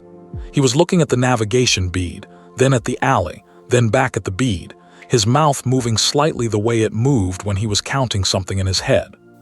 She watched him for 3 seconds from across the alley and felt the full structural weight of 6 years in the specific texture of his shoulders, the way he stood with his weight forward, ready, always ready, the son of Poseidon never fully at rest. She walked to him, he looked up. His face went through 5 things in immediate succession, all of them genuine. None of them the managed response version he used with people he was performing for relief ran through first, flooding and immediate. And then behind it came the grief. And behind the grief came something sharper that was not fury but was built from the same materials. And underneath all of it, load-bearing and fundamental, was the thing that had always been load-bearing and fundamental: Percy seeing her. The specific quality of his attention when it landed on her, which she had never once in 6 years had cause to doubt. She stopped 2 feet from him. The rain fell between them. "Hey," he said. His voice was rough in the way of something that had been used for purposes other than speech recently. She recognized the quality. He'd been talking to the ocean. He did that when things were bad, the same way she drew on walls, externalizing the internal architecture, making it visible, giving it somewhere to be that wasn't only inside. "Hey," she said. He looked at her the way he always looked at her when she'd been in danger. The full-body assessment, rapid and involuntary, checking the structural integrity of the person in front of him. "You healed up," he said, "the wound." "Yes." "How?" His eyes moved briefly to somewhere over her shoulder, not accusatory, just noting. "Someone helped." She didn't turn around, she didn't need to. She could feel Harry at his position, far enough back to give them the space, close enough to be present. "Come inside somewhere. I'll explain." Percy looked at Harry. Not the way she'd worried he might, the threat assessment, the competitive calculation that Percy was mostly past now but occasionally reverted to under stress. He looked at Harry the way he looked at things he was deciding about slowly, taking the full measure, not rushing the verdict. Harry looked back with the same unhurried quality. Neither of them spoke. The rain made its neutral commentary. "Okay," Percy said, just that. Then, because he was Percy and therefore constitutionally unable to be entirely contained. "Nice alley, geometrically weird but nice." She walked him toward the leaky cauldron. He fell into step beside her, and the specific geography of walking beside Percy, the familiar calibration of their paces, his slightly longer, her slightly faster, the way they'd always averaged out to a shared rhythm, hit her in the ribs, the unwounded ones in a place that chalk geometry couldn't fix. She kept walking. The booth at the back of the leaky cauldron was private enough. Tom the barman looked at Percy for 3 seconds longer than he looked at anyone else, registered that the looking was not going to yield useful information, and brought 3 mugs without being asked. Harry took his and moved to the bar with the tact of someone who understood exactly when to remove themselves from a geometry. She watched him go. Percy watched her watch him go. They sat across from each other. The booth's wood was old enough to have absorbed several decades of difficult conversations and had developed a patience for them. "Tell me," Percy said, "which part?" "All of it." "Whatever you want." He wrapped his hands around his mug. His knuckles were scraped training, the recent kind, the kind you did when you needed to put your body to work because the alternative was standing still with the feeling. I came to understand, not to fight. She believed him. She believed him because she knew him, and she believed him because the way he said it had the quality of something he'd decided at some prior point and was holding to by effort, which was more honest than effortless belief would have been. Tartarus, she said. His face changed. She pressed forward because there was no kind version of this, and delay would only build pressure in the wrong places. When I came back, I was different. You knew that. I knew that. We both pretended we knew what different meant, that it meant recovering, adjusting, finding the way back to what we were. She looked at her mug. But I wasn't finding the way back. I was finding out that the way back went to a place I didn't entirely fit anymore. She paused. Not because of what happened in Tartarus specifically, because Tartarus was the first time I'd ever been somewhere that the spatial geometry couldn't help me. The first time the architecture of a place was genuinely beyond my capacity to read and work with. And I survived it. We survived it. But I came back, and the architecture of Camp Half-Blood, the architecture of us, was suddenly too small, Percy said, quietly. She looked at him. He was looking at the table. His jaw had settled into the determination shape, but she recognized now that determination shape in a different context. It was what Percy looked like when he was being honest about something that cost him. Not small, she said carefully. Known. Every load-bearing element visible. Every stress point mapped. I knew exactly what was expected of me, exactly where I was supposed to stand, exactly which weight I was supposed to carry. And I'd been grateful for that for years, gods, Percy. I'd been grateful because knowing the structure meant I could work within it, optimize it, build on it. She turned her mug. But after Tartarus, known started feeling like a container, like I was being held in a shape someone else had decided. I wasn't trying to hold you in. I know. She said it with the tenderness she kept behind the precision. It only came through under sufficient pressure, and this was sufficient. You weren't trying to. You were trying to love me, which is what you did and what you do, and it was real and it was true and it wasn't wrong. She paused. You needed the map to stay the same, and I couldn't keep being the map. He was very still. The leaky cauldron did its lunchtime business around them, the background noise of a world going about its unremarkable day, entirely unaware of what was being built and dismantled in the back booth. Is it him? Percy said. He said it without venom, which was the harder thing. He said it the way someone said a question they needed answered regardless of what the answer was. It's what I can build with him, she said. The boundary repair theory, Harry's magic, and my spatial geometry, they're architecturally compatible in a way that I've never, she stopped, because the technical version was a way of avoiding the personal version, and she owed Percy the personal version. And yes, specifically yes, also him. I'm not going to be dishonest about that. When did you know? 4 days in, she said. I was in the library and he read my chalk geometry and found the 4th load-bearing branch. The one that most people can't see. She looked at her hands.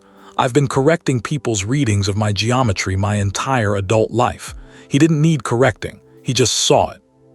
Percy's hands tightened around his mug and then deliberately released. The tide motion. She'd seen it 1,000 times.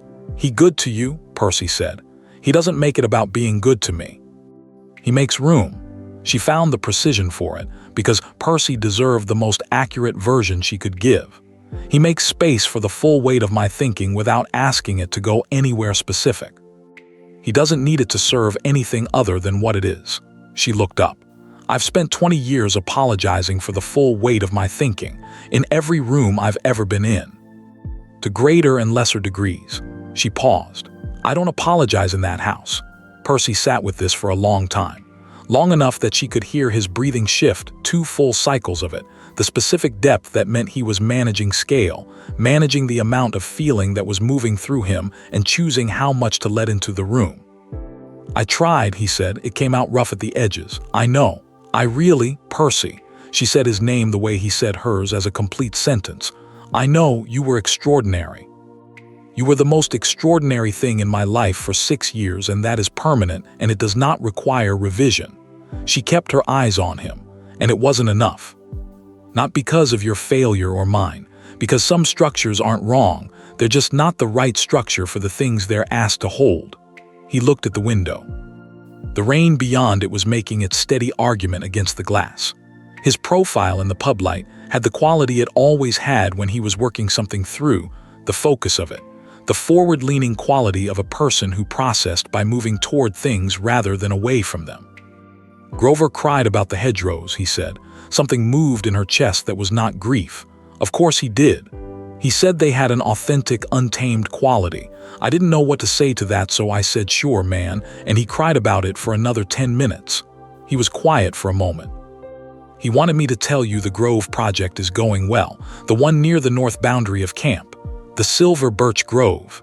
Yeah, he said you'd want to know. She did want to know.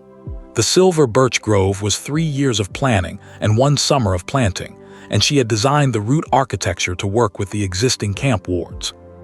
The fact that it was going well was a piece of information that she took in and held without looking at it directly.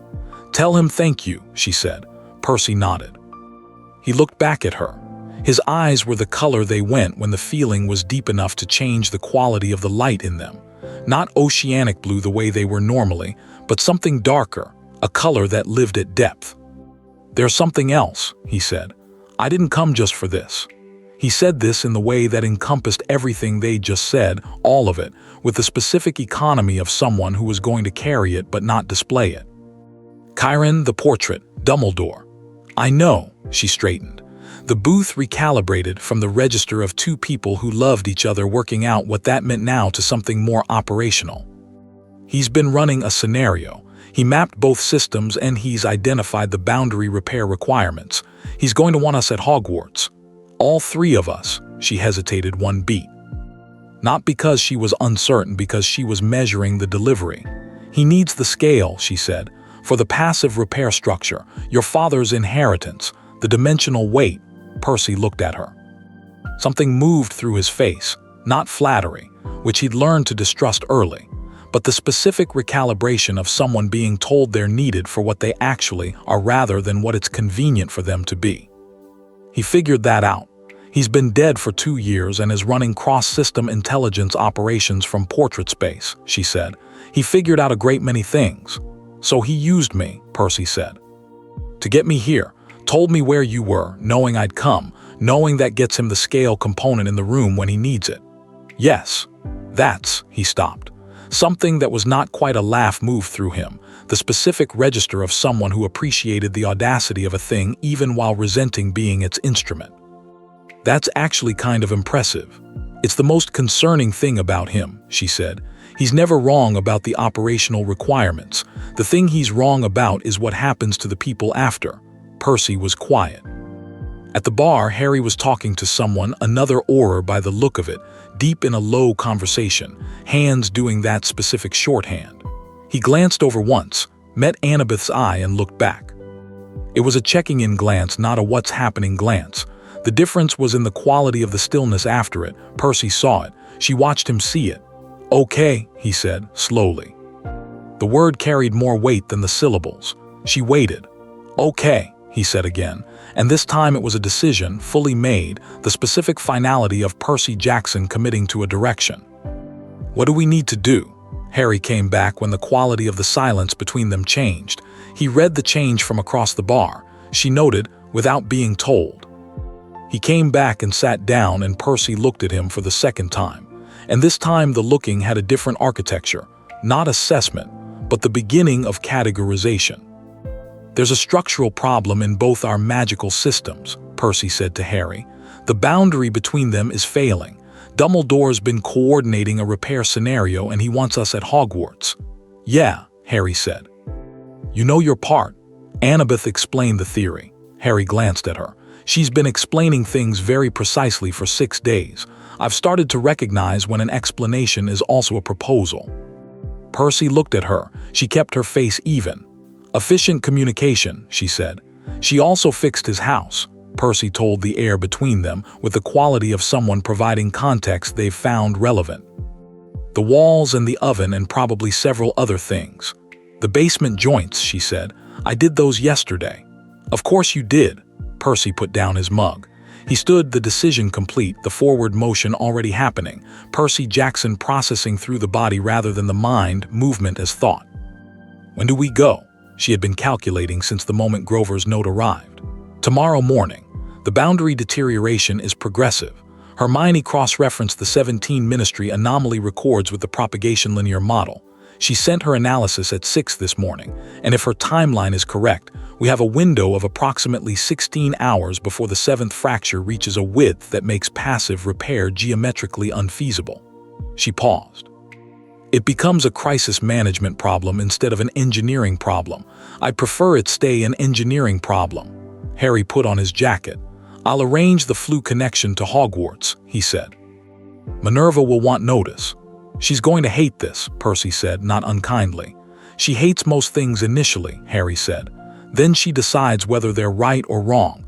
In my experience, she's a good judge of right or wrong. She just likes to hate the thing first. Percy looked at him for a moment. Yeah, he said. Okay. It was not warmth. It was not friendship.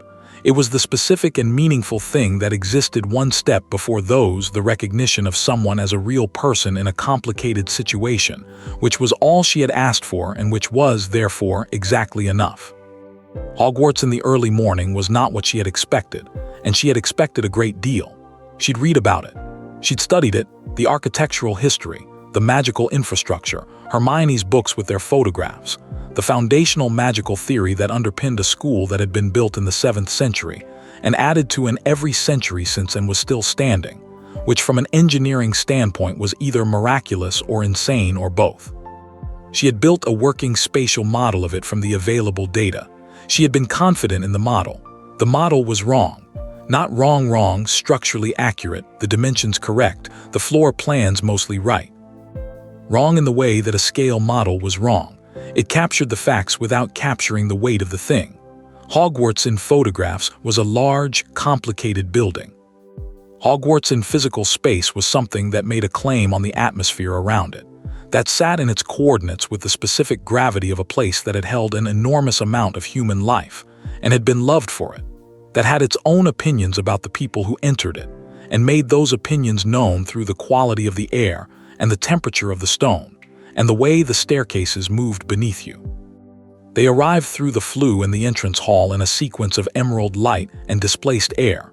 Harry first, then Percy, who had been briefed on the mechanics and managed them with the particular ease of a person who routinely navigated between the mundane and mythological and had stopped being impressed by specific modes of transport. Then her. Stepping out of the fireplace with ash on her jacket that she brushed off with the automatic efficiency of someone who had already decided flue travel was adequate, but would not be her preferred method going forward.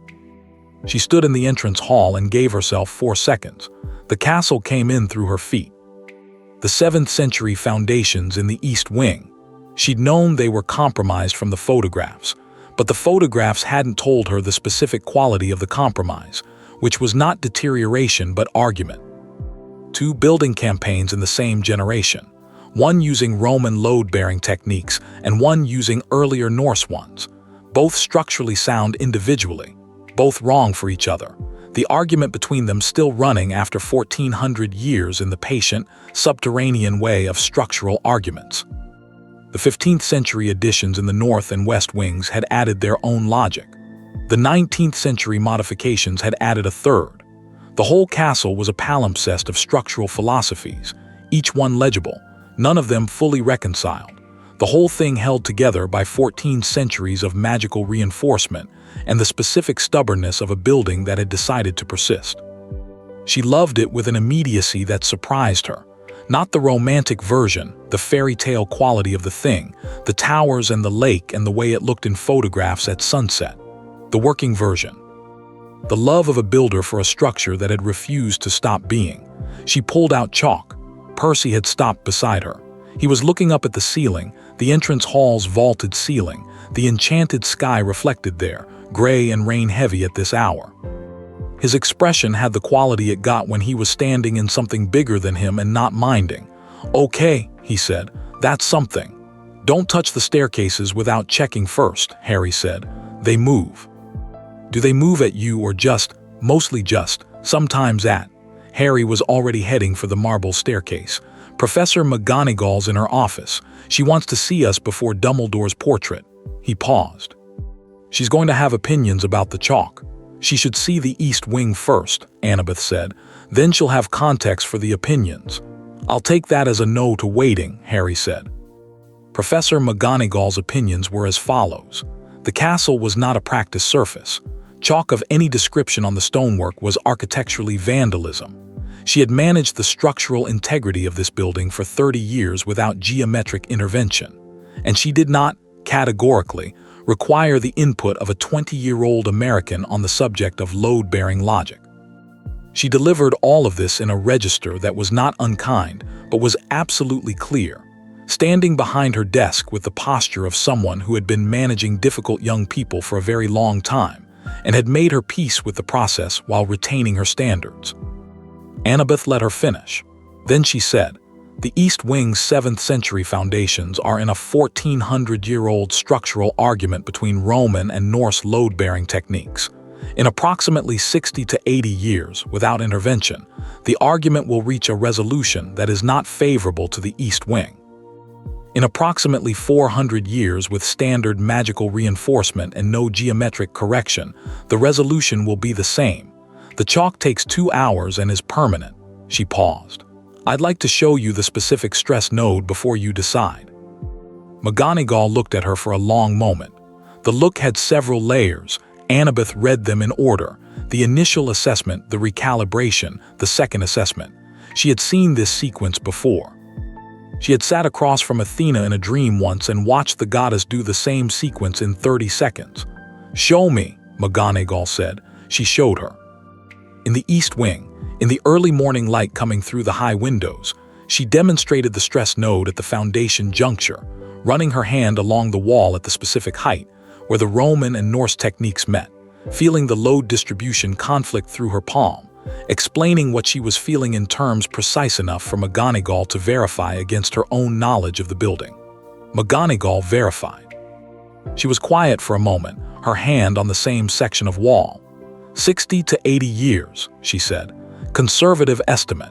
Could be 40 if the Western Ward reinforcements are renewed without reviewing the interaction with the East Wing foundations. Renewing the reinforcements without the geometric correction would intensify the existing argument. She paused. I can do both wings while I'm here. Foundations and upper floor stress concentrations. 4 hours total. McGonagall looked at the wall. Then, with the specific quality of someone who had decided something and was announcing rather than requesting, you'll work with the castle's existing magical infrastructure, not against it. That's the only way the chalk works, Annabeth said. It makes arguments to structures, not demands. McGonagall made the sound that was not agreement but was adjacent to it, the professional acknowledgement of a sound structural principle. The headmaster's office is on the 7th floor, she said. After. She turned and walked back toward the main stairs and Annabeth followed, already calculating the sequence of interventions. East Wing first, upper floors second, the headmaster's office third, and in the back quadrant of her mind, running parallel, the boundary repair theory in its current state, and the full set of variables she would be walking into when she entered that circular office and faced the most accomplished dead chess player in British magical history. Behind her, from the entrance hall, she heard Percy ask Harry something in a low voice and Harry answer. And she heard in the rhythm of it, not the words, just the rhythm, something that had shifted from the leaky cauldron. The specific rhythm of two people who were in the same room on the same side of a problem. She did not look back. The headmaster's office was circular and full of silver instruments that did things with no reference to their audience. The portraits around the walls were all awake, collectively awake, the quality of attention in the room like the quality of attention in a lecture hall when something interesting was happening at the front. She felt it when she walked in. 50 minds trained on the point of arrival, each one with its own perspective, the room thick with the consciousness of people who had made decisions in it for centuries and were watching to see what decisions this room would add to the record. In the largest frame, the headmaster's portrait, in a chair with a high back and half-moon glasses, and the air of someone who had arranged this meeting and was pleased with the arrangement, and was going to remain pleased about it regardless of how the meeting went. Albus Dumbledore. She looked at him and he looked at her, and she understood in the first 3 seconds exactly what she was dealing with. Not the grandfatherly quality, she had expected that and was not moved by it. Not the obliqueness. She had been briefed on the obliqueness by Harry on the flu journey up. A 2-sentence briefing that she suspected contained several years of complicated feeling compressed into clinical description. What she understood in the first 3 seconds was the architecture of his intelligence, which was visible in the way brilliant people's intelligence was always visible to her.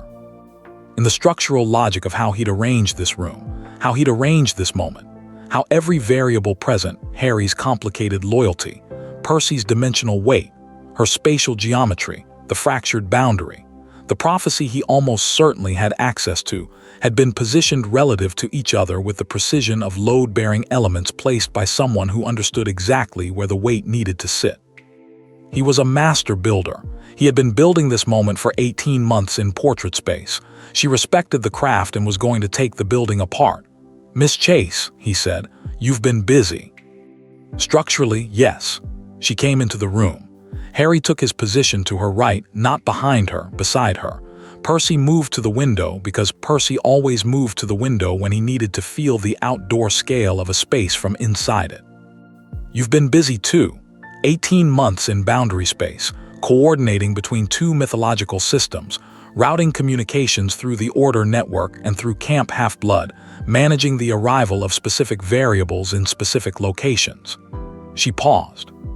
"Did the Olympian governance reshuffle require your intervention, or did it happen independently?" A very small quality entered the painted eyes. Not discomfort, something more interesting. Recognition.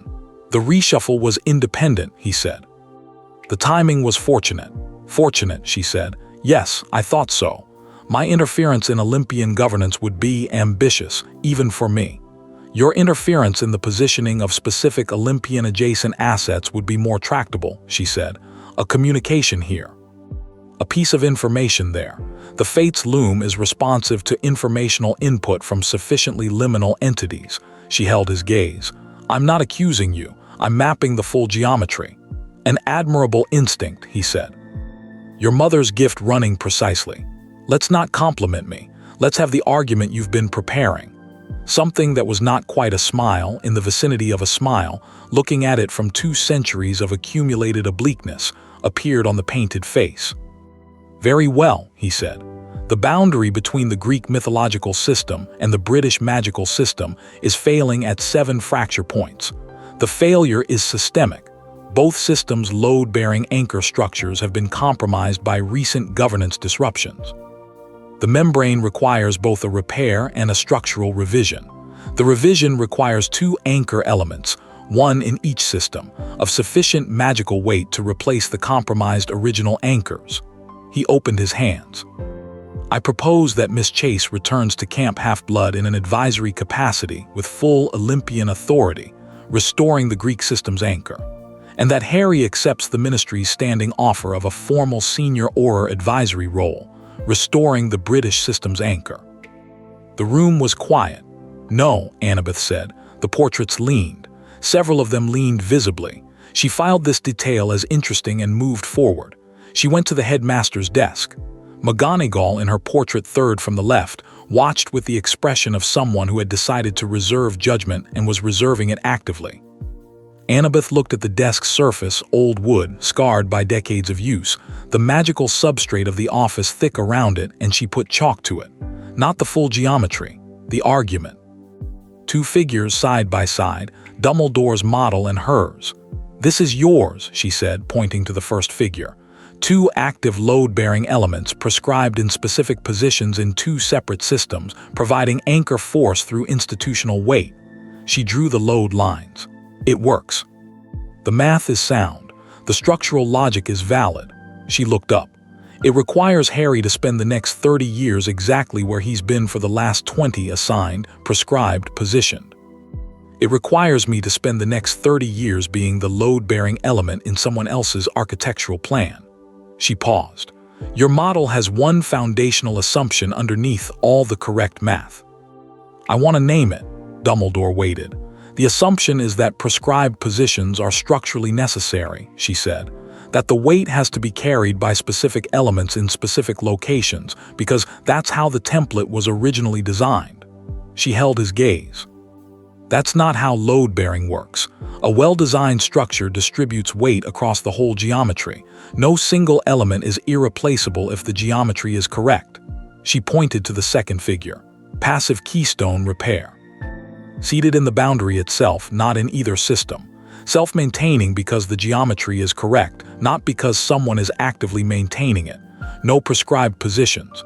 No assigned roles. She drew the 7 anchor points. She drew the load distribution network. 3 construction elements, she said. Spatial geometry to design the structure. Ancient pre-wand magic to provide the structural material, substrate neutral, operating below both systems' specific layers, architecturally compatible with both. She paused. And dimensional weight to set the scale, because the boundary exists at dimensional scale and the keystone has to be built to match. She looked at Percy, who was at the window. Percy was looking at the chalk geometry on the desk. He was doing the thing she'd seen him do on the water, the sea sense opening outward, taking in scale. "Miss Chase," Dumbledore said, and his voice had changed, not the grandfatherly register, not the oblique one. Something more direct. The voice she suspected was what existed when everything performative had been stripped away by 2 years of portrait existence in dimensional space. "Your architectural theory is elegant. It is, in fact, the most elegant solution to this problem I have examined in 4 decades of study." He paused. "My concern is not with the geometry. I know what your concern is," she said. "A relational anchor," he said. "A keystone structure founded on a relational bond. Relationships change. They fail. They end under sufficient pressure. If the foundational material of the keystone changes, the structure accommodates it or fails," she said. "Yes, I know. The stakes of failure are high." "Yes," she held his gaze. "So are the stakes of your model.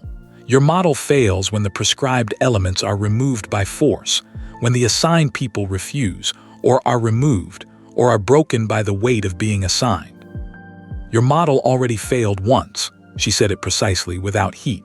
"When the British system's anchor was disrupted by Voldemort, the boundary started failing. Prescribed roles broke under external force.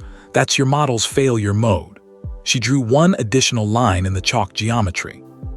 "A relational anchor can't be broken by external force. Force doesn't alter relationship. It tests it. A relationship that holds under force is a better anchor than a prescribed role that fails when the prescription becomes untenable." The room was very quiet. In the portrait third from left, McGonagall said nothing. But her hands, folded on her desk in the portrait, were very still in the way of someone who has just heard an argument land exactly where it needed to land and is processing the structural implications. "You are 20 years old," Dumbledore said. "Yes." She did not qualify this. "You have known Harry Potter for 6 days. 7. She did not qualify this either. And you are proposing that the dimensional boundary between 2 magical systems, the membrane that separates mythological reality from mundane human experience on this entire side of the Atlantic, should rest its structural stability on a relationship that is 1 week old. I'm proposing that it rest on architecture that is sound," she said. "The age of a structure is not the measure of its soundness. The soundness of its geometry is." She picked up the chalk. "I have been making correct structural assessments since I was 7 years old. I have been wrong twice. Both times I identified the error within 6 hours and corrected it." She set the chalk down. "I'm not wrong about this." Dumbledore looked at her for a long time. The blue eyes in the portrait were doing several things simultaneously. She read them with the same precision she read everything. He was weighing the argument, he was weighing her. He was examining the geometry on the desk with the eye of someone who understood structural logic and was finding the logic sound. And he was doing something else, something that was in the vicinity of what people did when they had been alone for a long time and encountered another mind that moved at a comparable speed in an incompatible direction. "Mr. Jackson," he said. Percy turned from the window. "You have been very quiet," Dumbledore said. "I've been listening," Percy said. His voice was easy. It was the kind of easy that was not effortless but had been chosen. "And I've been feeling the boundary." He looked at the desk geometry. "You want to know what my father's C says about this?" "I want to know what you think," Dumbledore said. Which is not always the same thing. Percy was quiet for a moment. He looked at the chalk figures on the desk, and she watched him read them, not with spatial geometry, not with Hermione's analytical depth, but with the thing he had always had. The instinct that moved like water, that found the lowest point in any argument and collected there. "The boundary between two ocean systems," he said. "You don't wall them. Walls fail, the current finds around it, and when it finds around it, you've got worse problems than if you'd left it alone. But the right structure, something that shapes the interface without blocking it, that gives the currents a geometry to work with instead of fighting." He looked at Dumbledore. "That's what she drew. That's the right structure. The right structure requires certainty about the relational anchor," Dumbledore said. "No, it doesn't," Percy said. "It requires the anchor to be real." He looked at Annabeth. His eyes were the deep current color, the one that lived at depth. "The anchor is real." Dumbledore was silent. In the silence, several of the portrait occupants did things, an exchange of glances, a shift of posture, an old headmaster in the back row whose name she didn't know making a very small and very specific nod. McGonagall's hands unfolded from her desk. "Mr. Potter," Dumbledore said. Harry had been very quiet. She had been aware of his quality of quiet, the different register of it from his normal quiet, which was the quiet of processing. This had been the quiet of someone who had decided something at a prior point and was holding the decision steady while the argument moved around it. "Professor," he said, "I know you would have preferred." "I know what you'd like me to say," Harry said. "I know what the argument is. I've known what the argument was going to be since Annabeth told me about your alert." He paused. "I spent a lot of years being told what the right thing was, by you and by other people, and it was usually right, and it was always—" He stopped. He looked at the desk, at the chalk geometry. "It was always the thing that took something from me." He looked up at the portrait. "Not the wrong thing, the right thing that cost something, and I paid every time because that's what you do. That's what was required." He paused. "I'm not paying this time, not because the cost is too high, because the payment's not needed. She found a way that doesn't require the payment." The room held this. "The passive repair," he said. "The keystone, show me what I need to do." He said it to Annabeth, not to Dumbledore. Dumbledore's portrait looked at Harry for a long moment. Something moved in the painted face.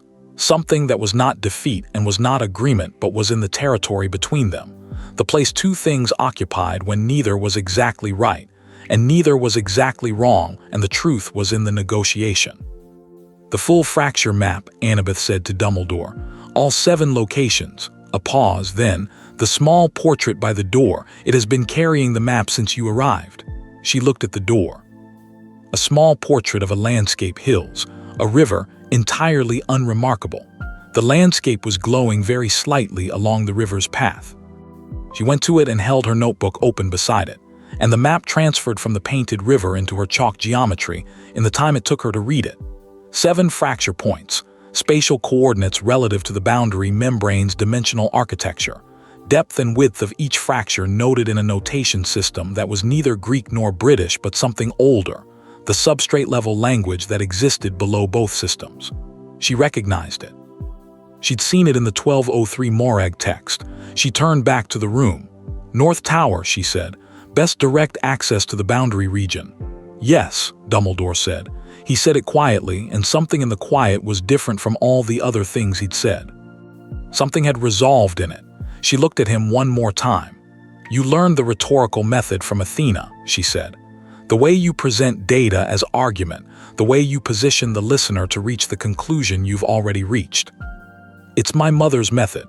Dumbledore was quiet for a moment. "Your mother is a very great mind," he said.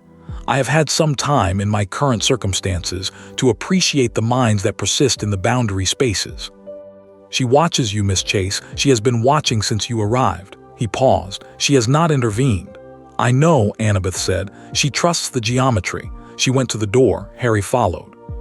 Percy was already in the doorway with the expression of forward motion. Behind her, Dumbledore said, "Miss Chase." She stopped, didn't turn. "The East Wing foundations," he said, "when you've finished with the boundary. I've been worried about them for a century and a half." 2 hours, she said. After, she went to find the North Tower. The North Tower at 2 in the morning was cold and awake and entirely indifferent to the human concerns of the people standing in it, which was exactly right. She had cleared the floor in 40 minutes, moved a reading stand, a defunct telescope, the specific archaeological evidence of a room that had been used for many purposes across many centuries and had accumulated the residue of all of them. Harry had helped without asking what was needed, reading the requirements from the operational logic. Percy had stood at the window and extended his sense into the dimensional space outside, getting the measure of the boundary scale the way a sailor got the measure of a storm. Not by looking at it, but by opening yourself to it and letting it tell you what it was. She drew on the floor of the North Tower and the castle let her. It was different from Grimmauld Place. The British magical substrate here was older, denser, layered with centuries of institutional magic and the specific quality of a place where knowledge had been the primary currency for 1,000 years. The Athenian chalk had learned the British protocols over its 6 days in London and was running fluent now, but Hogwarts's substrate had additional layers, and it took her 20 minutes of initial engagement before the chalk found the right dialect for the castle's specific magical language. Then it ran, the full geometry. The passive keystone structure in its complete form, 7 anchor points mapped to the 7 fracture coordinates from Dumbledore's map, the low distribution network threading between them, the structural logic of the whole thing laid out in chalk on the flagstone floor of the North Tower, with the specific completeness of something that had been building in the back quadrant of her mind for 6 days, and had been waiting for sufficient surface area to express itself. Harry walked the perimeter of it. She had stopped directing this. She let him read at his own pace, knowing he would read at meaning level rather than symbol level, knowing he would find the things that were right and the things that needed adjustment. She drew and he read, and when he said the 4th branch in the northeast anchor, she looked and he was right and she corrected it, the low distribution logic tightening around the correction. "How do you start?" Percy said. He was still at the window. The sense was fully open. She could feel the scale of it in the room, the oceanic quality of his attention extended into the boundary space outside. The room was slightly too large for what the stone walls contained. That was Percy at operational scale. "Harry first," she said. "The ancient magic engages the fracture points and provides the structural material. I work the geometry as it moves, adjusting in real time. Static plans don't survive contact with actual structure. Then you, when the first 6 points are set and I need the scale for the 7th. She looked at both of them. "The 7th fracture is the deepest. It's been open the longest. It's the one I came through." She paused. "It needs the most weight." Percy looked at the floor geometry. She watched him trace the logic of it, not with spatial geometry, but with the water-reading instinct, the sense that found the lowest point and understood what the current was doing. "I can feel it," he said. "The 7th one, it's big, it's wider than the others." "Yes, I can close it." He said it simply as a fact. "I know," she said. Harry raised his wand, not as a focal point, as a gesture, the movement that helped his body understand what his magic was being asked to do. She had learned in 6 days that his physical gestures preceded his magic's action the way a conductor's gesture preceded the orchestra, not causing the music, but directing its attention. The ancient magic moved. She felt it before she saw it, the specific quality of pre-substrate magic engaging with the chalk geometry, finding the structural logic of it and beginning to move through it, the way water moved through a landscape it recognized, seeking the lowest point, following the lines of least resistance that were also the lines of most meaning. It touched the first anchor point in the northeast. She felt the chalk geometry respond, the Athenian enchantment activating fully, the low distribution logic of the structure engaging with the foundational magical material Harry's ancient magic was providing. She worked. She moved around the geometry as the ancient magic moved through it, adjusting chalk lines in real time, responding to the feedback the structure gave as it engaged with actual boundary conditions. The specific pressures and geometries of the Miss Vale interface were not identical to her theoretical model. Nothing was ever identical to the theoretical model, and the gap between theory and practice was where the real work happened. The second anchor point. The third. She moved and adjusted, and the chalk lines responded, and the structure built itself along the geometry she was providing, the ancient magic shaping itself into the architectural logic she designed. The fourth anchor point with Harry's corrected angle for the branch. The fifth, the sixth, she straightened.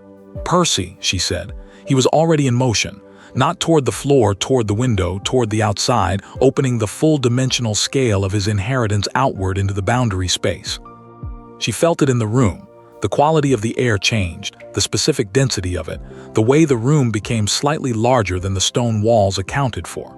The oceanic weight of a divine inheritance 3 generations deep, the son of Poseidon at full operational scale in the space between 2 magical worlds. The 7th fracture. She felt it take the weight, felt the geometry engage with the dimensional scale Percy was providing, felt the load distribution network of the keystone structure receive the final anchor and complete its logic. The structure ran through all 7 points in the sequence she designed, the load distributing across the full geometry, the passive maintenance logic activating, the whole thing finding its equilibrium, the way a well-designed arch found equilibrium, by redirecting force rather than opposing it. The fractures set, not closed, set, found the configuration the keystone structure offered them and held it, the load-bearing logic of 2 formerly failing systems redistributed through the new geometry, the membrane between the mist and the veil no longer pulling itself apart, but holding in the configuration that the passive repair maintained. The 7th fracture, the deep one, the one she'd come through, she felt it accept the weight Percy had given it and settle. Silence, not the silence of something finished.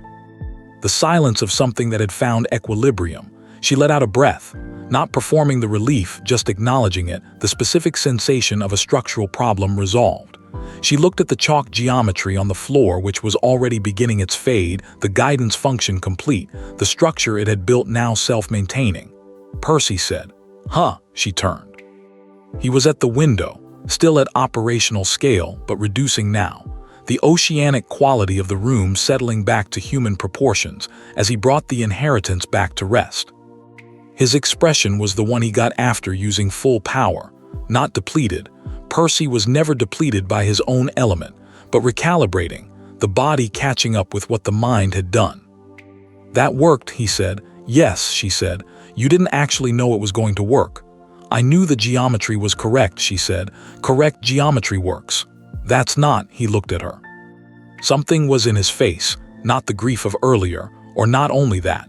Something else, a different quality, the thing that came after grief when grief had been fully inhabited and was beginning to transform into something more workable. "That's very Annabeth," he said. "Yes," she said. Harry was looking at the faded chalk, the ghost of the geometry still perceptible to her spatial sense. He was still holding his wand, though the ancient magic had settled. He had the quality of someone who had just done something that used the full depth of what they were, and was still feeling the reverberation of it, not tired, not diminished, expanded. The specific expansion of something that had been larger than expected and had been met at the right scale. "Dumbledore's going to want a debrief," he said. "Let him want it," she said. "He can read the structural geometry when it's archived. I'll leave Hermione a detailed record." Percy looked at Harry, then at her. He said, "I should go." The room absorbed this. She looked at him. He was standing with his jacket on, the navigation bead back in his hand, his posture having the quality of someone who had come to the end of the operational requirements of a thing and was now dealing with the personal ones. He looked like himself. He looked, she thought, like someone who had been through the thing rather than around it and had come out the other side carrying the weight of it correctly, not without it, but correctly. "The passage back," she said. "Chiron has one open." He paused. Dumbledore's portrait told him which fracture to use before we sealed it. He looked at the floor where the 7th fracture had been. "That was the passage. He arranged it." "Of course he did," she said. Percy's expression did the thing that was adjacent to a laugh. "Yeah," he looked at her. "The Grove's doing well." I'll tell Grover you asked." "I didn't ask." "I'll tell him anyway." His eyes held hers for one moment, the full weight of 6 years in it, every load-bearing element, every stress concentration, every repair and every argument and every moment in the dark and every moment in the water and every morning at camp when the geometry had been simple enough to be just two people and the lake and the light. All of it. All of it true. Take care of yourself, Annabeth. Always, she said. He nodded once. He went to the tower door. He stopped with his hand on the frame and said, to the room and not to any specific person in it.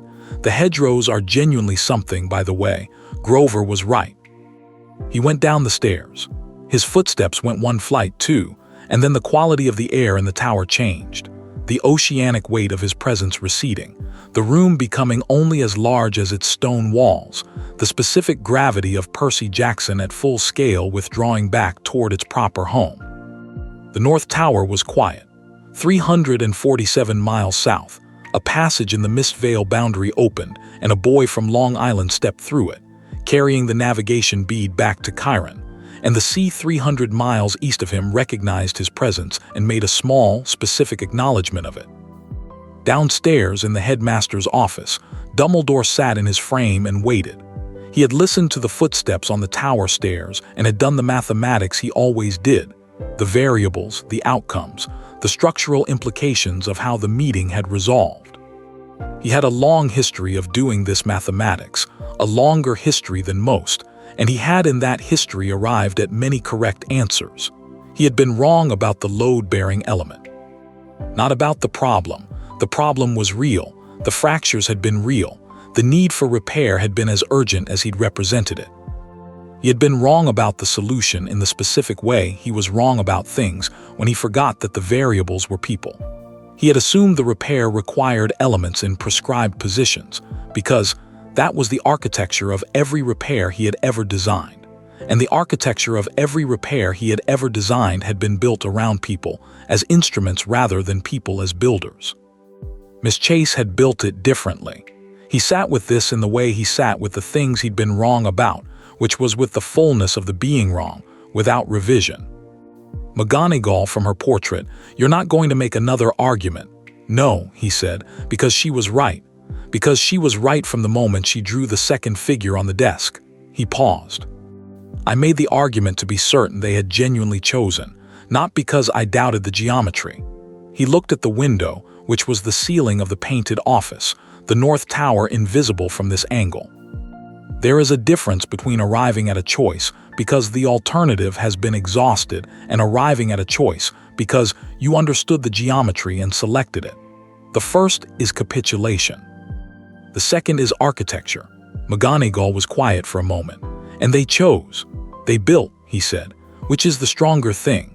Outside, the Scottish sky was doing what Scottish skies did in the early hours of late autumn, the dark going not lighter but more honest, the stars becoming more specific as the falseness of the middle night dark resolved into the true quality of approaching dawn. In the North Tower, Annabeth Chase was doing something to his castle with chalk, and he was genuinely looking forward to seeing what she found. The East Wing foundations took an hour and 40 minutes. She worked from the lowest accessible level, Harry behind her holding a lamp that gave better light than any mundane torch, because he had a charm for it that produced exactly the right color temperature for reading chalk geometry in close stonework. A charm he'd apparently developed himself at 16 for reading in the dark, and which was, like most of the things he'd developed himself, more precisely suited to its function than the standard version. She drew and he held the light, and the castle did the thing it had been doing for 14 centuries. It persisted. "McGonagall's going to check everything," he said. He was leaning against the opposite wall watching her work, the lamp steady in his hand. "She should," Annabeth said. "I'd check my work too if I were her." She laid a guidance line along the Roman-Norse junction. "She has good instincts, better than she lets on in front of people she's testing. She tests everyone." "I know," she smoothed the chalk. "I passed at the third exchange." "I know," he said. "The East Wing was the test." She looked at him over her shoulder. He looked back, not the resolving into clarity expression, not the thoroughness, something more direct. Something that lived in the space between noted and said. "She was checking whether I'd do the work accurately or impressively," she said. "Whether I'd show off or actually fix the problem." "You did both," he said. "The fix was impressive on its own." "I know." The chalk line settled into its guidance position. She felt the Roman-Norse argument in the wall receive the revision, tentatively at first, 14 centuries of disagreement not resolving instantly, but the geometry of the new argument making itself available, the structure considering it.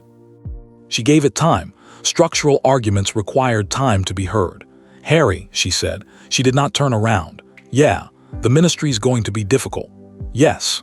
Hermione's going to need 6 months of documentation and 3 formal presentations to get the boundary repair theory into any kind of official record." "Probably more." He shifted the lamp slightly. The light adjusted. "She'll enjoy it, actually. She likes a documentation project. The Order Remnant Network is going to have questions about what we did tonight." "Yes." "And Dumbledore is not finished," she said. "He's going to have additional scenarios. He's been running them for 18 months and one solved problem doesn't exhaust the archive." "No," Harry said. "It doesn't." She turned then and looked at him. He was in the low light of the medieval foundation space, the lamp warm, the old stone around him with all of its 1400 years of argument. He looked like himself, like the person he'd been in the pub on the first night with his mug and his flat voice, and the way he'd said just right, and not performed the processing of it. The person who had read chalk geometry on the floor of his library and found the 4th branch. The person whose magic had moved through the boundary tonight with the specific quality of something doing exactly what it was designed to do for possibly the first time. "I know," she said. "I'm noting it, not objecting to it." He looked at her. "There's a difference.